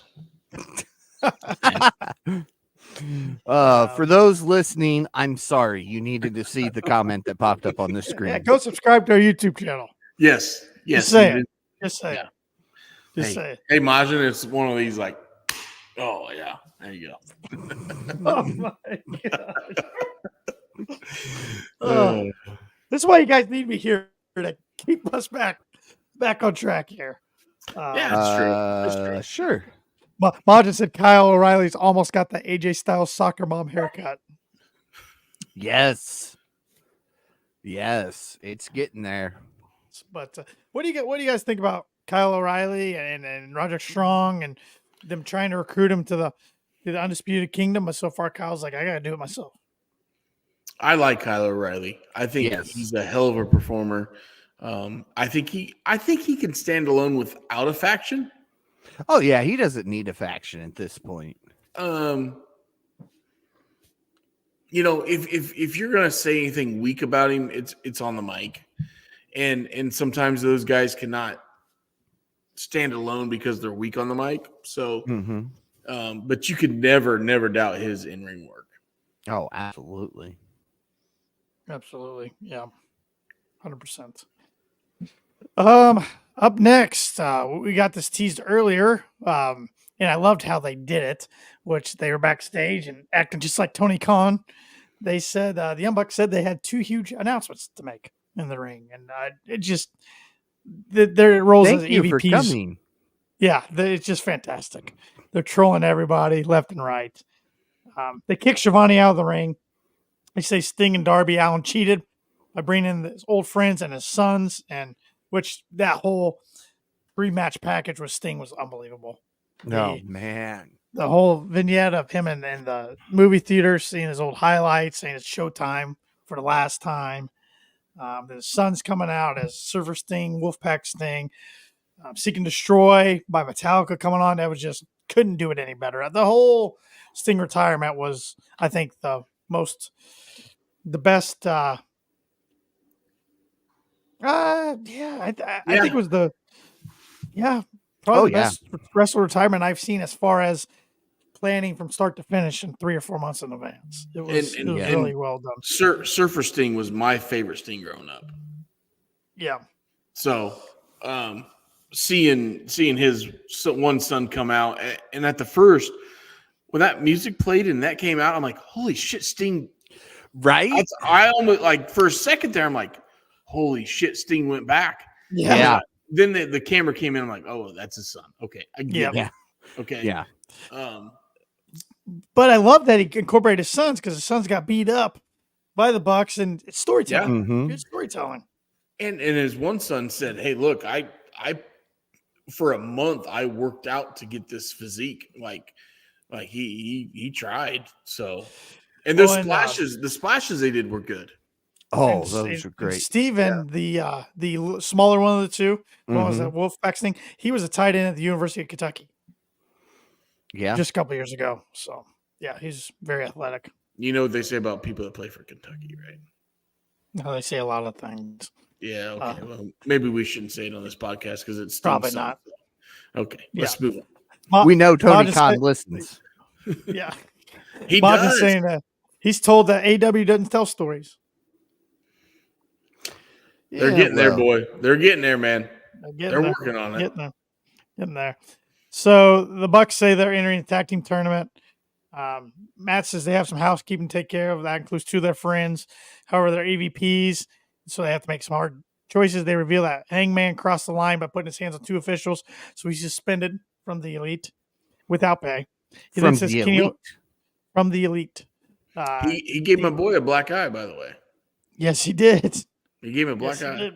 Bryce got a black eye. He then said Kenny Omega disappeared off the face of the earth, hasn't made any of his dates without good reason. Matthew says Omega is fired from the Elite. He's sorry if they had to find out like this on live television. He's ready to give out his second item, but then Eddie Kingston makes his way out to the ring. He says they might as well find him now because he's got something to say. He throws money at the Bucks. Matthew calms Nicholas down, says they can talk to him about backstage, but Kingston then says, nah, it's not going to work for me. They start fighting. Numbers advantages in the Young Bucks' favor, and they're set to take him out with the EVP trigger until the flip of the coin. The newest member of AEW, Kazuchika Okada, the Rainmaker, is here. Crowd pops. Horrible, kept secret, but that's okay. That's okay. He comes out. He sets up. Looks like he's going to help Eddie, but instead he ends up turning on him, drops Kingston with the Rainmaker. Nicholas then welcomes the newest member of the Elite, Okada. All the things I've seen from Okada, that's the first time I've seen him in a suit, so I saw him. Yes. Yeah. He never wears a suit. That was my first thought, is he's joining the Bucks. Which I like. I like that they fired Hangman, and I like that they fired Omega. Suspended Hangman. So when he comes back, he can still suspended. Because he is heel now. He is heel now, so he can come back. But I also read some dirt sheet stuff that he might be away for a while. Yeah, some personal things going on, it sounds like. Okay, didn't this happen 2 years ago with him? He had personal issues during COVID, and he makes fun of himself when calling him the millennial cowboy. So quit acting like a fucking millennial, man. Sorry. I shouldn't go there. I hope everything's good with Hangman in his life. I hope it's nothing. I think he's a puss. Crazy. That's just me. I think he's a puss. But anyways, go ahead. Well, the new elite, Matthew, Nicholas, Jackson, Okada. I like what they did because I think a lot of people thought he would just come in, be a baby face, the easy transition, nobody had a problem with it. To do a heel Okada, something different, and put him with the EVPs, the Young Bucks, his buddies outside real life. I like it. I like it a lot. So do I. Yeah, it works. And you could have an Okada Kingston feud now for the Continental Crown. You can, because the Bucks should be in the tag team tournament, so it needs something for Okada to do. Kingston doesn't have a partner. So it can work. It can work if they do it correctly. They do have to get some more heat on him a little bit because the crowd's enjoying cheering for him, but he's only made 2 appearances. So, yeah, Majid, there's people already saying they're wasting being there. People don't like to let anything breathe or let a story tell out for a couple weeks. It's ridiculous. I don't. Well, because we don't do storytelling in AEW. Well, and if they're dumb enough to see what story they're telling right here, they just replaced Kenny with his arch rival. Yeah. You don't think when Kenny's healthy, he's going to come back and want to raise hell? And we're going to get Okada and Kenny 5? Mm-hmm. At All In or All Out. All Out or All In Wembley Stadium or whatever the hell that one is. Exactly. All In. Yeah, exactly. All In. So you're going to have Kenny Okada. You're going to have Danielson and Nigel McGuinness. I think they're setting that up. Yeah. And then what the hell do you do with Ospreay in his hometown? Ospreay swerve for the world title. Yeah, there you go. Or Ospreay MJF. I don't know. You realize that August is going to be a freaking fest. And we're going to get another big addition to the roster Wednesday night on the women's side. I mean, this company's starting to cook again, guys. Money. Oh, wait, wrong theme song. Sorry. Hey, yeah. Isn't that guy getting sued by the state of Arkansas for taking his son? Our son is, with Brett Favre. Don't sue us, Brett Favre, you piece of shit. Anyways, I don't give a shit. He wears Wranglers. Yeah, sue us, Brett Favre, you fucking piece of shit. Anyways, I don't care. I got an attorney that likes to drink beer more than you do, Brett, and take more pills than you do, you little shithead. Goddamn, what was I talking about? Talented of riches. Richard. We were talking about Mercedes coming to AEW, and I completely lost my train of thought now. I just picture Brett Favre taking 47 Zomas a day, like making Kurt Angle look like a wimp because he's a douche. My God. Oh yeah. I said douche. That's not explicit. Zomas, they're just typical pill. Yeah, I lost. I had a really good point there too, guys. We were talking about Mercedes, and then I did Shane's theme song. Nah, you meant the douche, Shane. This is "Here Comes the Money." You did. I did. You did. DiBiase. DiBiase. I don't know. I'll think of it. That got Shep going down his Arkansas, Mississippi rabbit hole, and here we are. Yeah, there we are. Yeah, we need. Here's another rabbit hole that Shep can go down. We need a rabbit hole logo to pop up over the. Yeah, screen. I'll be working on it. That's coming next week. Don't worry. AEW's Rey Mysterio of the women's division, Riho versus Chris Statlander.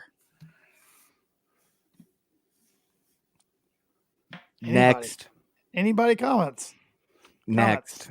Next. Hey, Riho won. Riho won. I fast forward. Next. She did win. She did win because Stokely Statlander handed Statlander a chain and she didn't want to use it. Yeah, she hesitated with that chain. I would be 100% okay with a heel stat. All right. I think it could work, but her ties to the best friends, they're not going to turn her heel. So, next. You want to know what I think they're going to do with this? I think they're going to swerve us all and they're going to have Willow turn heel. All right.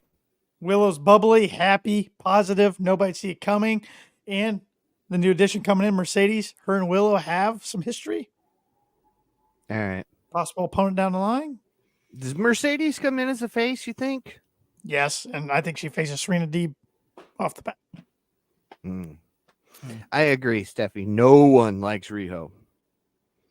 It's not that I don't like Rio. It's just, and I try to put my, we're watching wrestling. We're watching a TV show. Yeah. But when she's 90 pounds soaking wet, beating females quite larger than her, I know Darby does the same thing, but Darby's different. But Darby has the blessing of Sting. There's the difference. Riho has the blessing of Kenny Omega. Next, let's skip this one. All right. But seriously, the running joke in my house, this is how bad Riho is. The running joke in my house is if my eldest bends her knee just right, I go, oh, look, there's Riho. Because of how scrawny she is. Well, that's good for you guys because Shep don't run in his house, so there's no running joke. But we did get a hell of a promo from Darby Allin. Mm-hmm. You guys alluded to it earlier. He's talking Sting's about bat. kept Steam's bat. He says beat up, he's tired. Next week he faces Jay White, and then he's going to climb Everest on the 27th.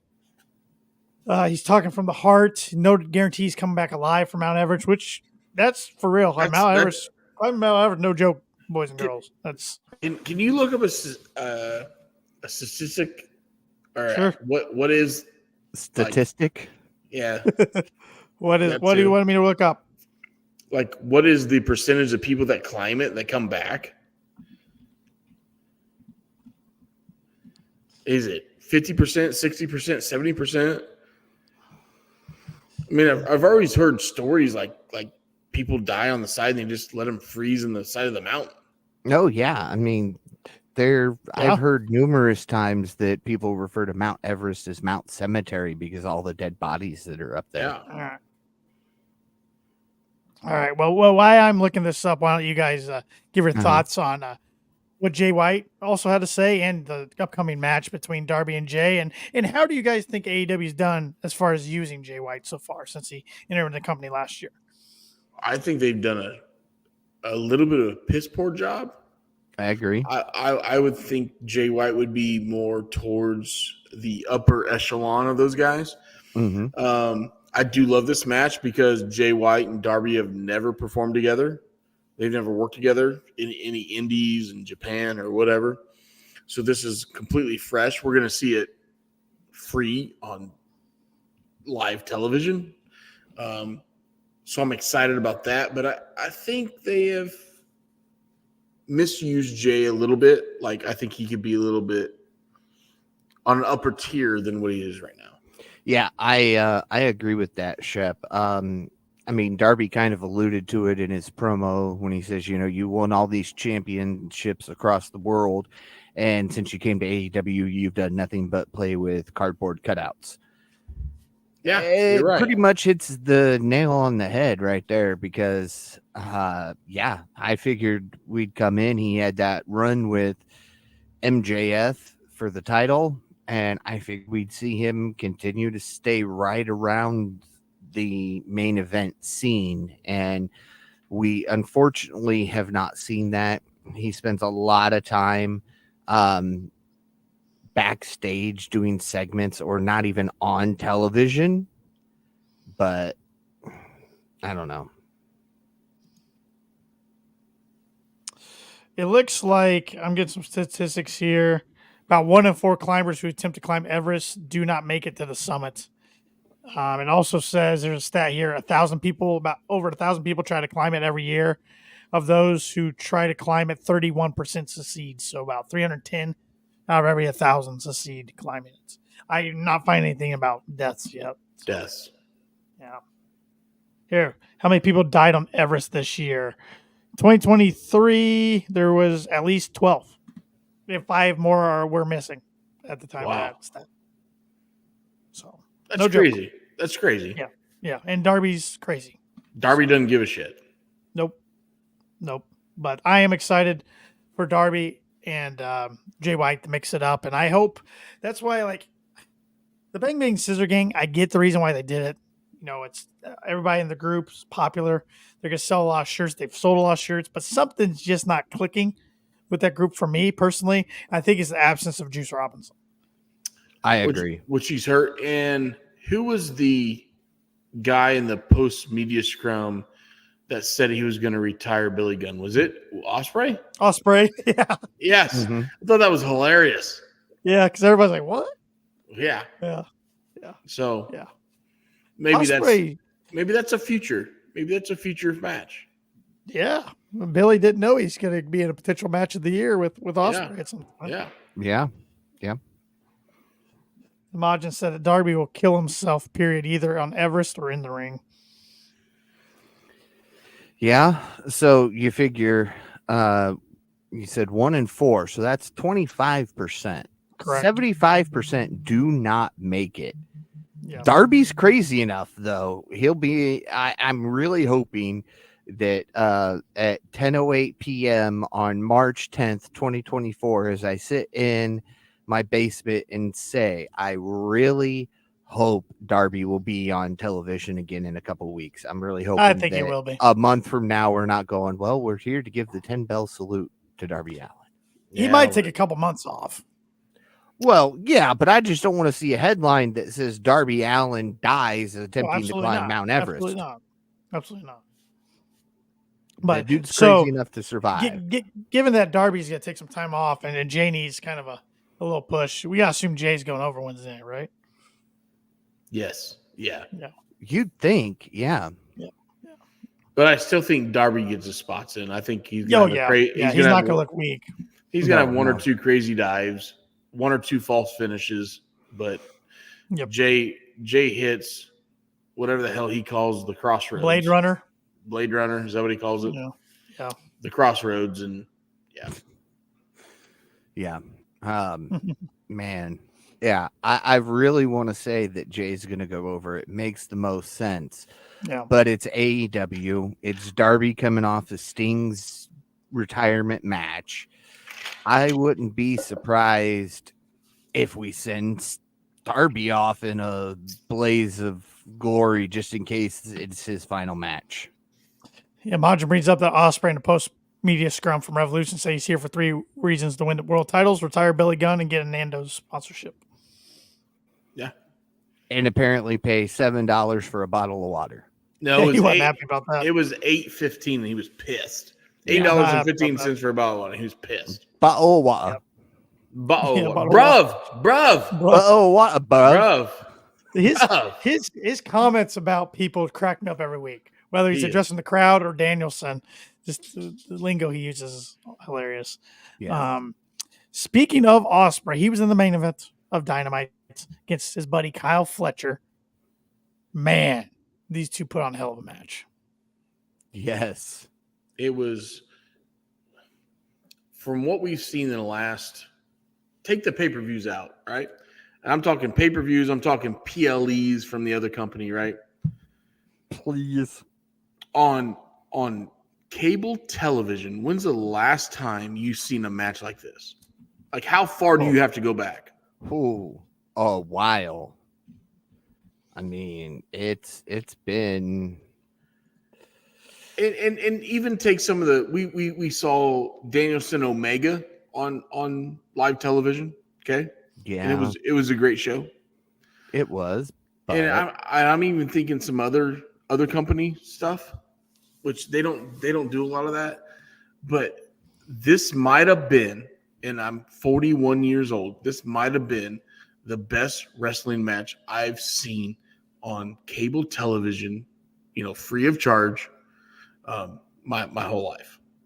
It was I agree. That damn good. And Kyle Fletcher is not a main event star yet. Yeah, I'm not downgrading him, okay? Yeah, he's only 25. Yeah, but I mean, like I said earlier, we saw Danielson Omega on television, right? We saw Christian Cage Omega on television. Great. Love those guys. We saw Brian Cage versus Hook on television. You're number one, Paul. I didn't mean that in any rude aspect, but that's how I felt. I don't know how well to answer Maj's question. I don't know how Ospreay does a lot of things he does. He makes everything look so smooth, and then he makes something like his finisher, the Hidden Blade, look so damn aggressive, but he doesn't really hurt anybody. It's incredible. He's so good. He's so good. I'm 41 years old. This was the best wrestling match I've ever seen on free television.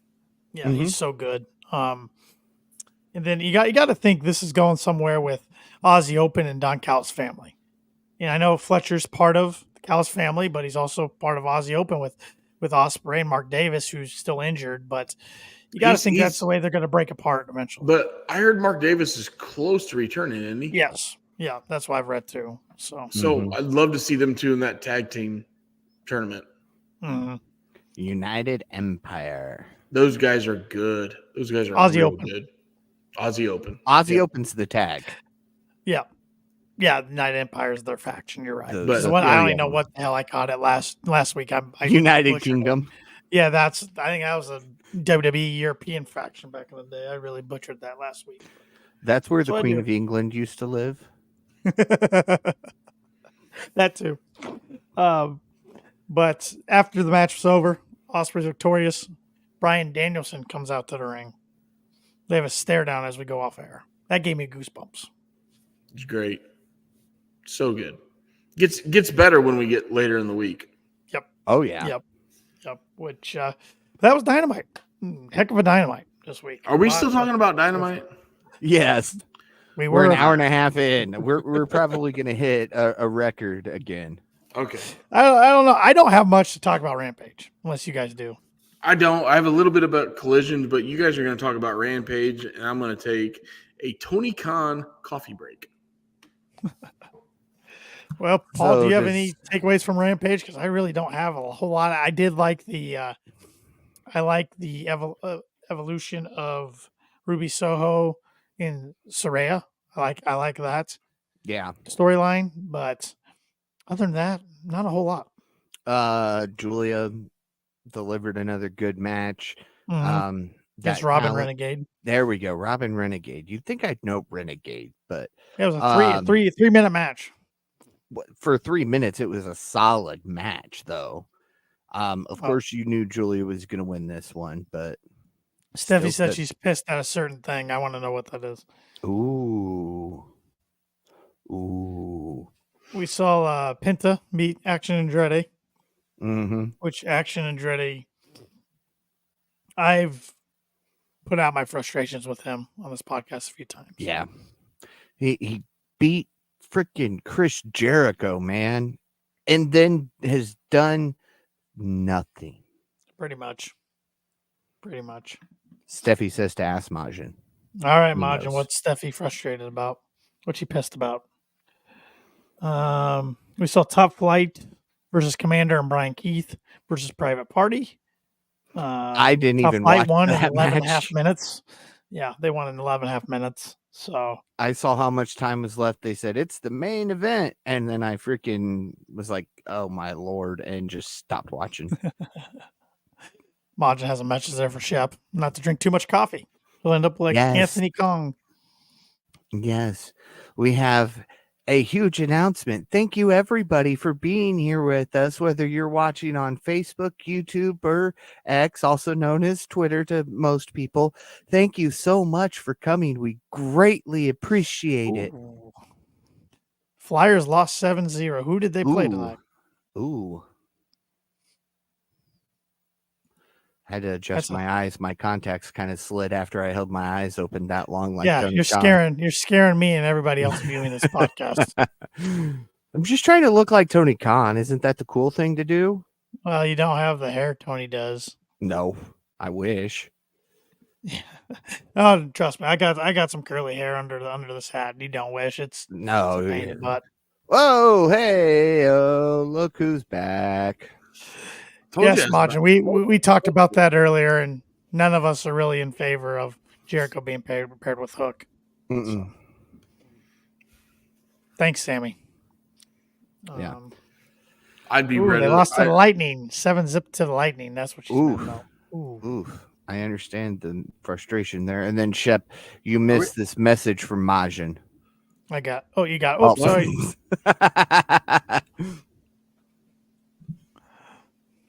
Anthony, who the hell is Anthony Khan? That's what he calls Tony. Oh my God! You guys got to look over my shoulder. What's about to happen here from last year's Mania? Oh, Shane's about to blow his knee out. Yep. And Snoop Dogg saves the day, doesn't he? Yes, because he listens to the cameraman. Yes, AEW did cut off Sting. There's no overrun for Revolution PPV. That did suck. That was stupid. Yeah, but you know what though?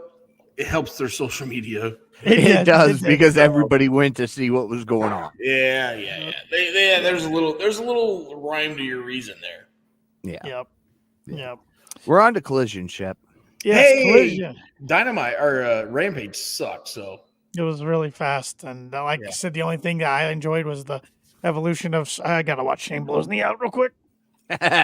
We talked about It's not bad. It's okay.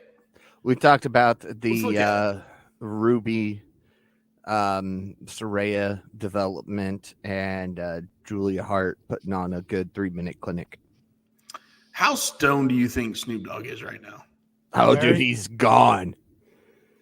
He is gone. Yeah. He didn't even know what poor Shayna was getting welcome back chanting, and little did they know his knee's going to be obliterated here. That was more than pop. Snap, crackle, pop. Yeah. And he was like a Rice Krispie. I think we definitely need to do a night 1 or night 2. Yeah. I know we're an AEW podcast. But it's Mania. But hey, Mania. It is. It's Mania. How can you not watch Mania? We can. Can we get a camera on a screen here, Tanner? Like we get a little Foursquare where a camera's on the screen, and then we all watch it. I think we'll probably have to watch it I think if we did this to a live programming, I think we'd probably get in trouble. Oh, we would? I don't know though. Yeah. I mean, I make sure not to have the audio on here. I mean, we're still pretty big fucking deals. We don't need to get in trouble. Not even going to it. He's punching Miz like a bitch. Yeah. Miz deserves so much. Hey, Miz deserves so much better though. Oh, he's done. Miz still running the ropes. He's still running the ropes. Miz is like, what the fuck? Oh. All right, here comes Snoop Dogg. Finish it out, Snoop Dogg. Yeah, I love how Miz kind of bounces around. He's like, I got this. Come on, get up. And then Snoop's just like, I got you. For Rizzle, Miz Nizzle. Yeah. Here comes Snoop. Boom! Boom!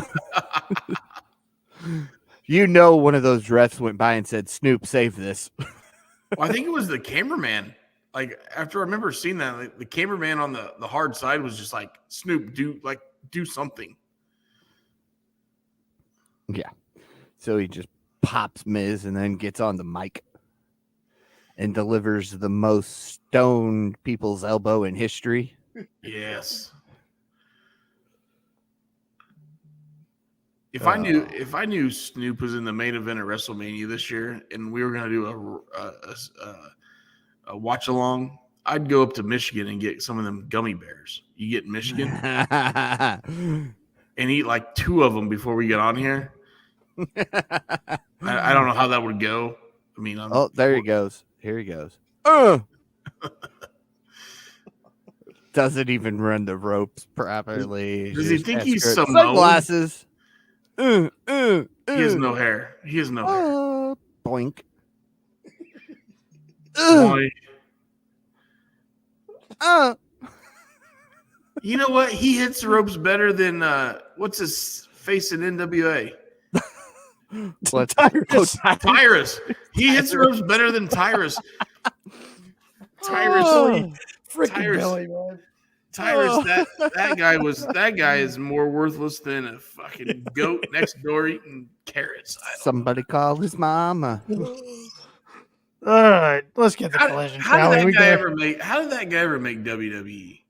How was he ever a world champion for a decently big promotion? I don't know. Because people are stupid.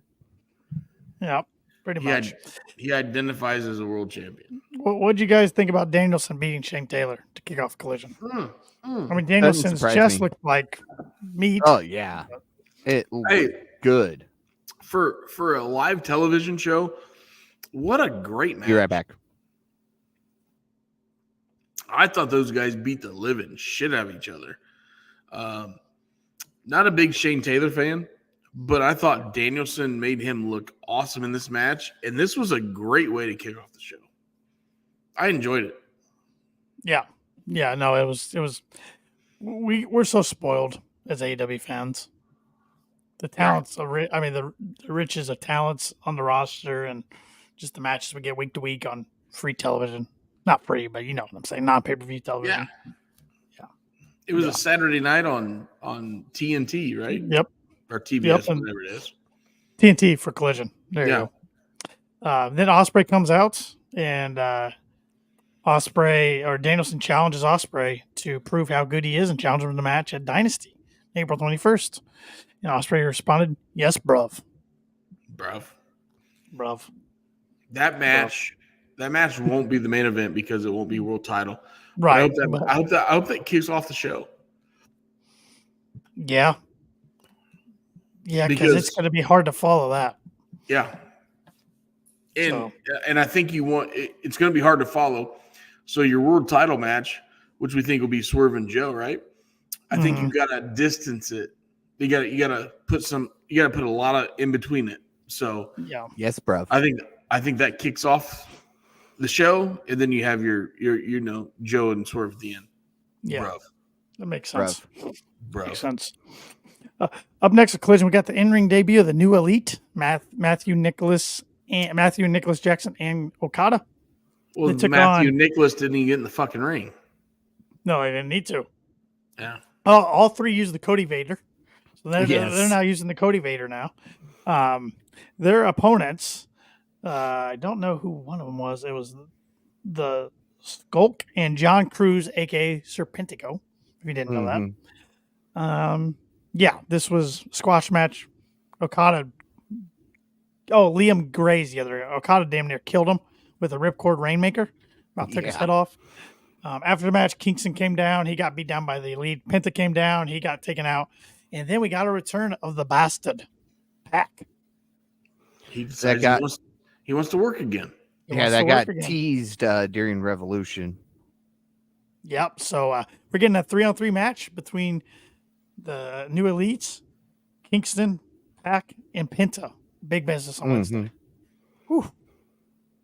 Are they going to go by the Death Triangle again? Probably. Well, you got two out of the three. Not with Eddie, but yeah. But Penta's his best friend. Remember, he's his best friend. So, yeah. Even though they don't speak the same language. Good stuff, though. Yes. Good stuff. Up next, we got Mariah May and Trish Adora. Mariah won, looking like Toni Storm's old gimmick. But she got attacked by Deonna Purrazzo after the match. So I like that little feud. For the Mariah against the Deonna? Tony Awards. Yes. Tony with an I. So we don't get sued. Watch out for the shoe. I figured she was going to call it the shoeies. That would have been clever. Well, again, I think she could have gotten sued for that too. Probably. From who? Australia. Oh, the shoeies. So the shoey. Hold on. So the shoey, from what I know, if you look, there's a bunch of racing memorabilia behind me. So a lot of Australian race car drivers, when they win a race, they literally take off their racing shoe, pour a beer in it, and take a swig. It's a shoey, right? Mm-hmm. I don't think Australia owns the rights to that, so they shouldn't get sued. True. Two totally different things. If I throw a shoe at you, like Tony Storm, a shoey, or if I drink a beer out of a shoe, we shouldn't get sued. We should. I'd like to see you drink a beer out of a shoe. Not too late. Maybe that should be your punishment at Dynasty if you finish last. I got some dunks on though. Oh, nice. A little sharp. Yeah, I've been getting into the dunks. I got some golf shoe dunks lately too. Nice. But yeah, I'm not gonna. I don't have shoes on, so I don't either. Up next, Shep's stepson, Nick Wayne, took on Adam Priest. And of course, Nick, was it Damian or Adam? it was Adam. Okay. It wasn't Damian. Yeah, his that guy's over in that other place with that other gimmick. So we had Nick Wayne win, of course, but we had a CMLL take out Christian over the barricade. And then he took out Wayne and Killswitch in the audience, ripped off the mask, and revealed it was Adam Copeland himself. Got in the ring, took the TNT Championship, and had a box. It said Spike. Oh, yeah. He showed what Christian was in the box, but whatever was made Christian leave the ring. So my question to you guys, what's in the box? I don't know. I don't know either. I don't remember anything back in their old feud where it would come in. I don't either. I was trying to think of anything Christian's past. And Spike Dudley. It's not Spike Dudley. It's not Spike Dudley. He is tiny. He might fit in there. Yeah. I'm going to play Marty McSwirly this fall. Supposedly that golf tournament is back on. I'm still waiting confirmation, but there's a good chance in early November that I do play a golf tournament against Marty McSwirly. And if I do play that, I will get Marty McSwirly and I will do a shoey together. How about that? I like it. Get on video. I think I can talk him to do that. So I got to admit, for the rest of the collision, I have not watched the rest of these matches yet. So I'm gonna have to have you guys weigh in and kind of take the lead here. And those three matches are Lionheart, Chris Jericho versus Titan, who is a part of CMLL. I fast forwarded through that. Mystico versus Angelico. Fast forwarded through that. Yep. Oh my God, you're killing me. Then Atlanta Street Fight, which is Jeff Jarrett. Watch this. Ain't he great? Jay Lethal and Mark Briscoe versus House of Black, Brody King, Buddy Matthews, and Malachi. How all of a sudden can we root for Jeff to be a face? You can't. But we did. Did we? We watched the match. I rooted for the son of a bitch. I rooted for Mark and Jay. Yeah, but they did the strut, the three of them together. Like, come on. Yeah. I did see there was a flaming table, but the table looked terrible on fire. It looked like it was barely on fire. Yeah. Because they put the lighter fluid down on the table and then walked away. And then came back and tried to relight what was already there, and it was starting to evaporate. Maja says the Rhino horn. Adam will bring out Rhino to help him get the edge. Okay, not gonna lie, I misread that. I thought it said Riho. Oh, she could fit in the box too. So, wow, Hornswoggle. Yeah, there we go. It was a little horny. Cornette would die. Cornette can be an asshole though. Yes, he is most time.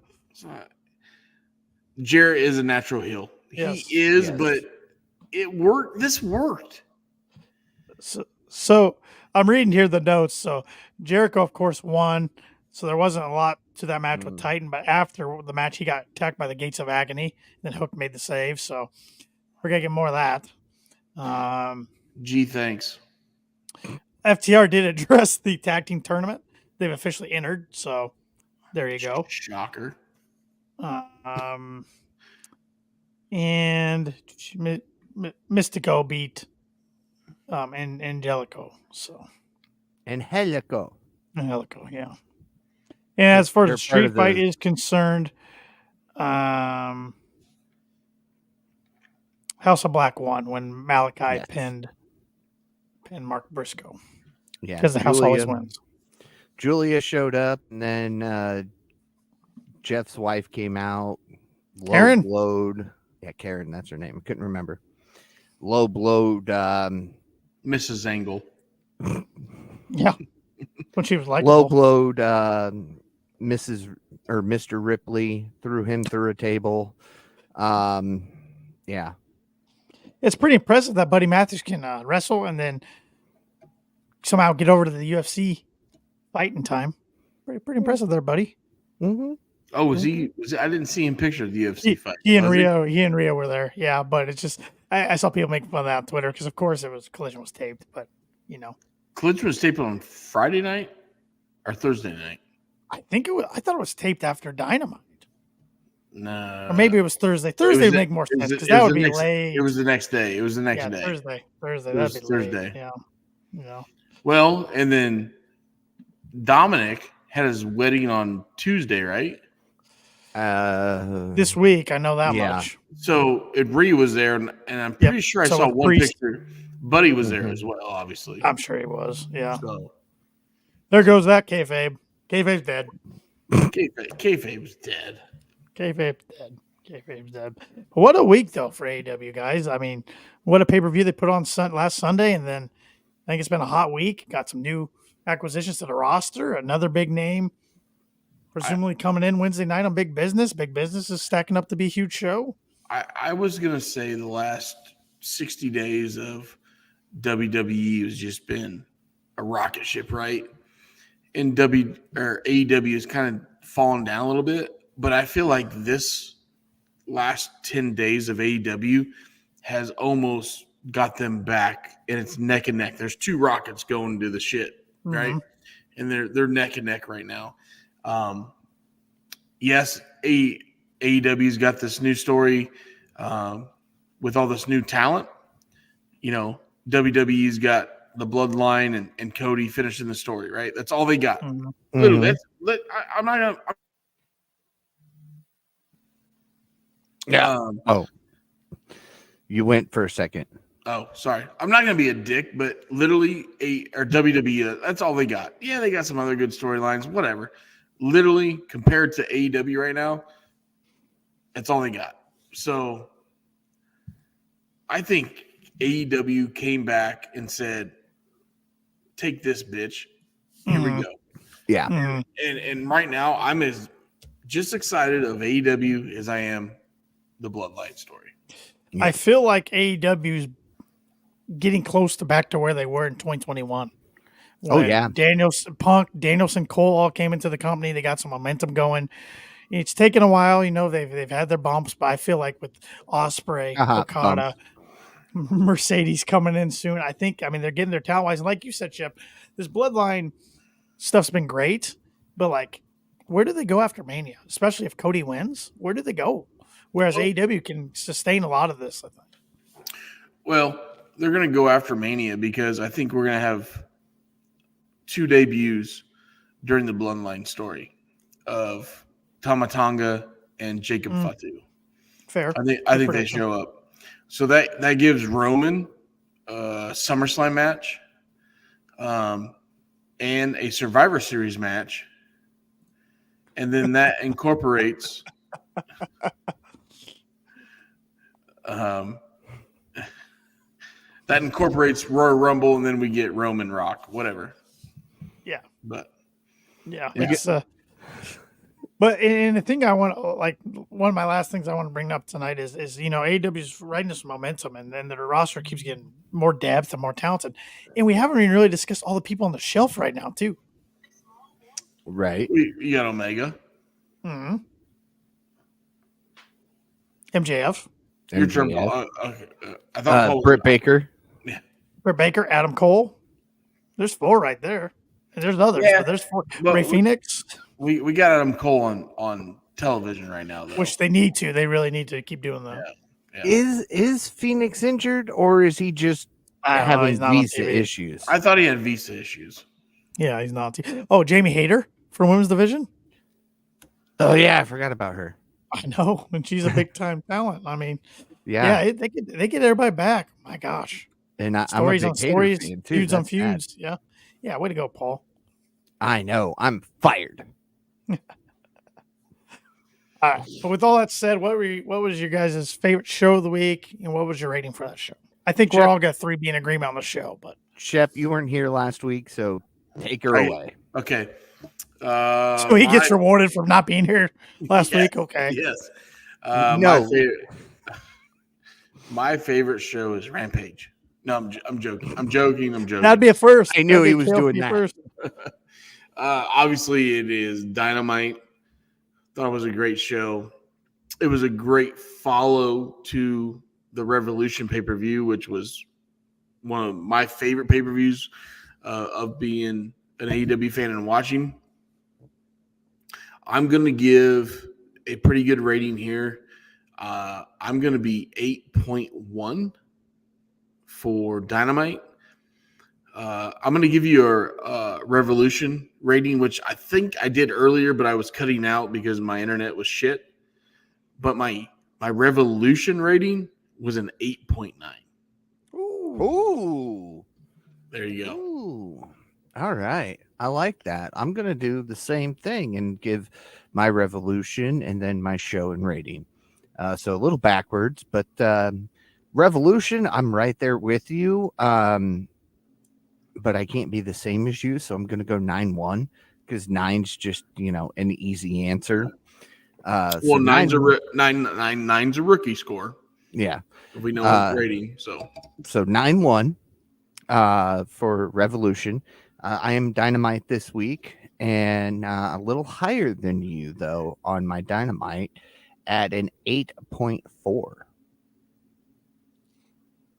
I think though I have to go last here because You could have cut me off and gone. I feel like you I gotta chose go to like stay silent. I got to go really high for both of these, which I was high on both of them. But Revolution. I honestly think it's up there with a couple of the OG AEW pay-per-views, and I really liked All Out 2021 when Cole and Danielson debuted. That was a good one. So I'll go in the 9s. Go 9-2. Okay. For Dynamite, yeah, I like this new season. I like the colors, rebrand, like the feuds we're getting. 8-6. Okay. All right. and I love that we're watching Edge in Hell in a Cell right below. Yes. Over your Yes. shoulder. Very fitting right now, right? Yes, that is All very right. fitting. Wrestler of the week, Tanner. That's for the week as we wrap this up. I'm gonna let you go first. Yes. Will Ospreay. Okay. Well, not only what he did with Takeshita, but him and Fletcher tore the house down Wednesday night. So, yeah. Paul, go ahead. All right. I'm gonna go Riho. No, I'm kidding. And Helico. Oh wait, we're being serious, aren't we? I can't go Ospreay, who clearly stood. He clearly. Week. Yeah, I agree with you, but you gotta go somebody different.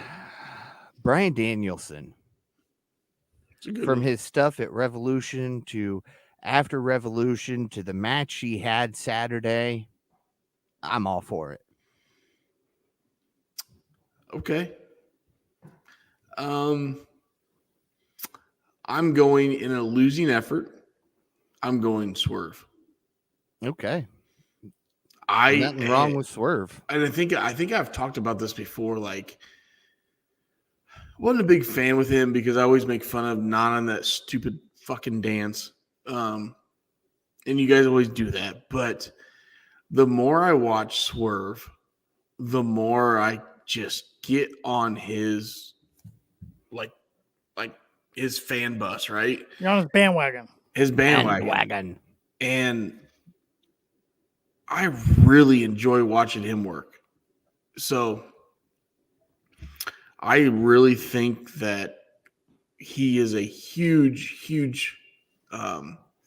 future bright star for AEW. I can't wait to see what he does with Joe. MJF coming back. Obviously, he's going to come back because he didn't show up at Royal Rumble like I thought of. He'll be at night 2 of Mania. Yeah, okay.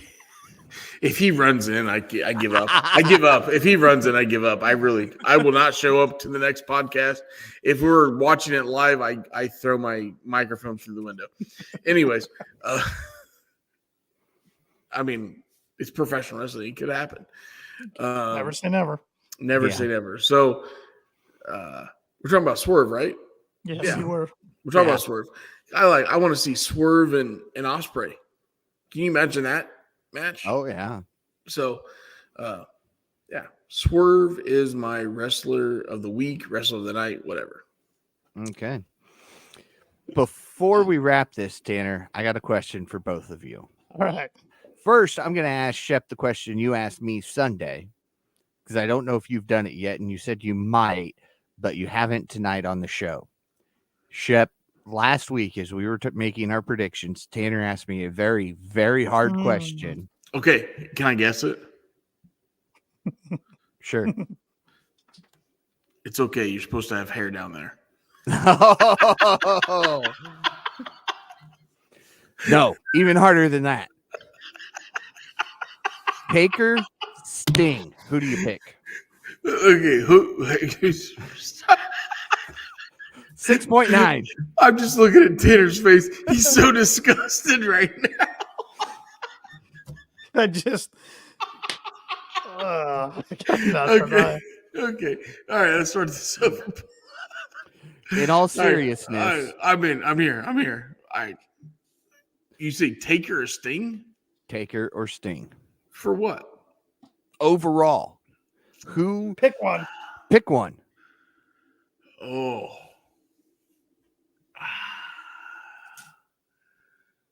Man, that's mean, Paul. That's a bad question. It was Tanner. No, I get it. But that's a bad question because there's no right answer, I feel like. There's not. There's no wrong It's answer. just, it's just who did you enjoy watching throughout their career more? Sting. And it has nothing to do with this being an AEW podcast. Because I was a huge Taker fan. I still enjoy him, but I go back into the WCW early days, and I was a huge mark for Surfer Sting. Okay, that has 100% the reason of my answer was Surfer Sting in the 90s. Not today, what he did today, but I say Sting. Okay. What? I don't know what Tanner say. Sting. Is that Sting? Okay. We all three did. Well, I went with Taker was always, that supernatural dead guy. But Sting was that kind of that hero that you needed. He was out there fighting against all the bad things that were ruining WCW at the time. You know what? I like that Sting was the last match of WCW. Mm-hmm. And I'm sure Sting had a chance to go to WWF. I'm sure he did. Multiple times. And he ended up in TNA. Mm-hmm. So I think it wasn't money. It was principle to him. Mm-hmm. How his character be used. Yeah. So then he eventually got there, and I know injury cut it short after 4 matches, but his character wasn't being used very well. So no, I think Rollins hurt him, right? Yeah. Well, No. Yeah. I mean, yeah. Unfortunately. He got hurt in Rollins' match. Correct. Night Champions there we 2015. Yeah. I'm not going to say that Rollins hurt him, but he lost his one and only WrestleMania match, which just still ticks me off this day. So. Mm-hmm. That was a shit show too. Yeah, it was. Yeah, all of a sudden he's friends with the NWO and they're gonna face DX, and it's just dumb. Yeah. And I was a huge fan of the Crow, still am. Yep. The original with Brandon Lee, and that's what the black and white Sting was all based off of. Scott Hall's idea. Yeah. So, all right. Now, my real final question. I told you we were going to break records tonight. I love it. We already know that Mercedes is going to debut Wednesday night. Uh-huh. Are they going to do this like they did with Punk? Have her kick off the show or somewhere in the middle, or is she going to close it out? I think 9 o'clock. I think you started with Darby and Jay, and you close it out with Wardlow and Joe. 9 o'clock hour. Serena Deeb has a squash match, some kind of match, something comes out on the mic, and then boom, Mercedes debuts. Now, or you could go Britt and then Mercedes or something along that nature. You don't think you'll have a Tony Storm segment and then her come in right there? With the rankings, I hate throwing her right in the title mix right away. She's got to earn it a little bit. Well, she was New Japan strong until she got hurt. True. But so it's going to be awesome no matter what. Place going to go Yep. nuts. Boston. It's going to be fun. Yes, it is. So I got nothing else. Yes, that means it's time for me to ramble on really, really fast about a bunch of different things, isn't it? All right. yes. And with that, that's going to do it for this week's edition of the Kicking Out Podcast. Be sure to check out kickingOutShop.com. It's your place to go for all of your Kicking Out Podcast merchandise, like this hoodie, several things you see us wear on here. It's kickingOutShop.com. And as Majin always says, buy the merch, you fucking marks. Be sure to follow the Kicking Out Podcast on all social media. Little offended. Kicking Out Pod. Little offended here, boys. Hey, that's Little Majin's offended. wording, not mine. Okay. Not mine. I was just Hey. beating Majin to the punch this week. Paul, the customer's always right. Exactly. Anyway, be sure to listen to the Kicking Out Podcast wherever it is you listen to your podcast. And if that happens to be Apple Podcasts, leave us that 5-star review because we are 5-star KOP. Be sure to follow Tanner Lee on all social media at Tanner Lee92. Follow Austin Shepard at The Shep27. And be sure to follow the Unwise Man myself at Paul Zartman 921. And with that, for Tanner Lee and Austin Shepard, I'm Paul Zartman. Join us again next week as we kick out yet another podcast.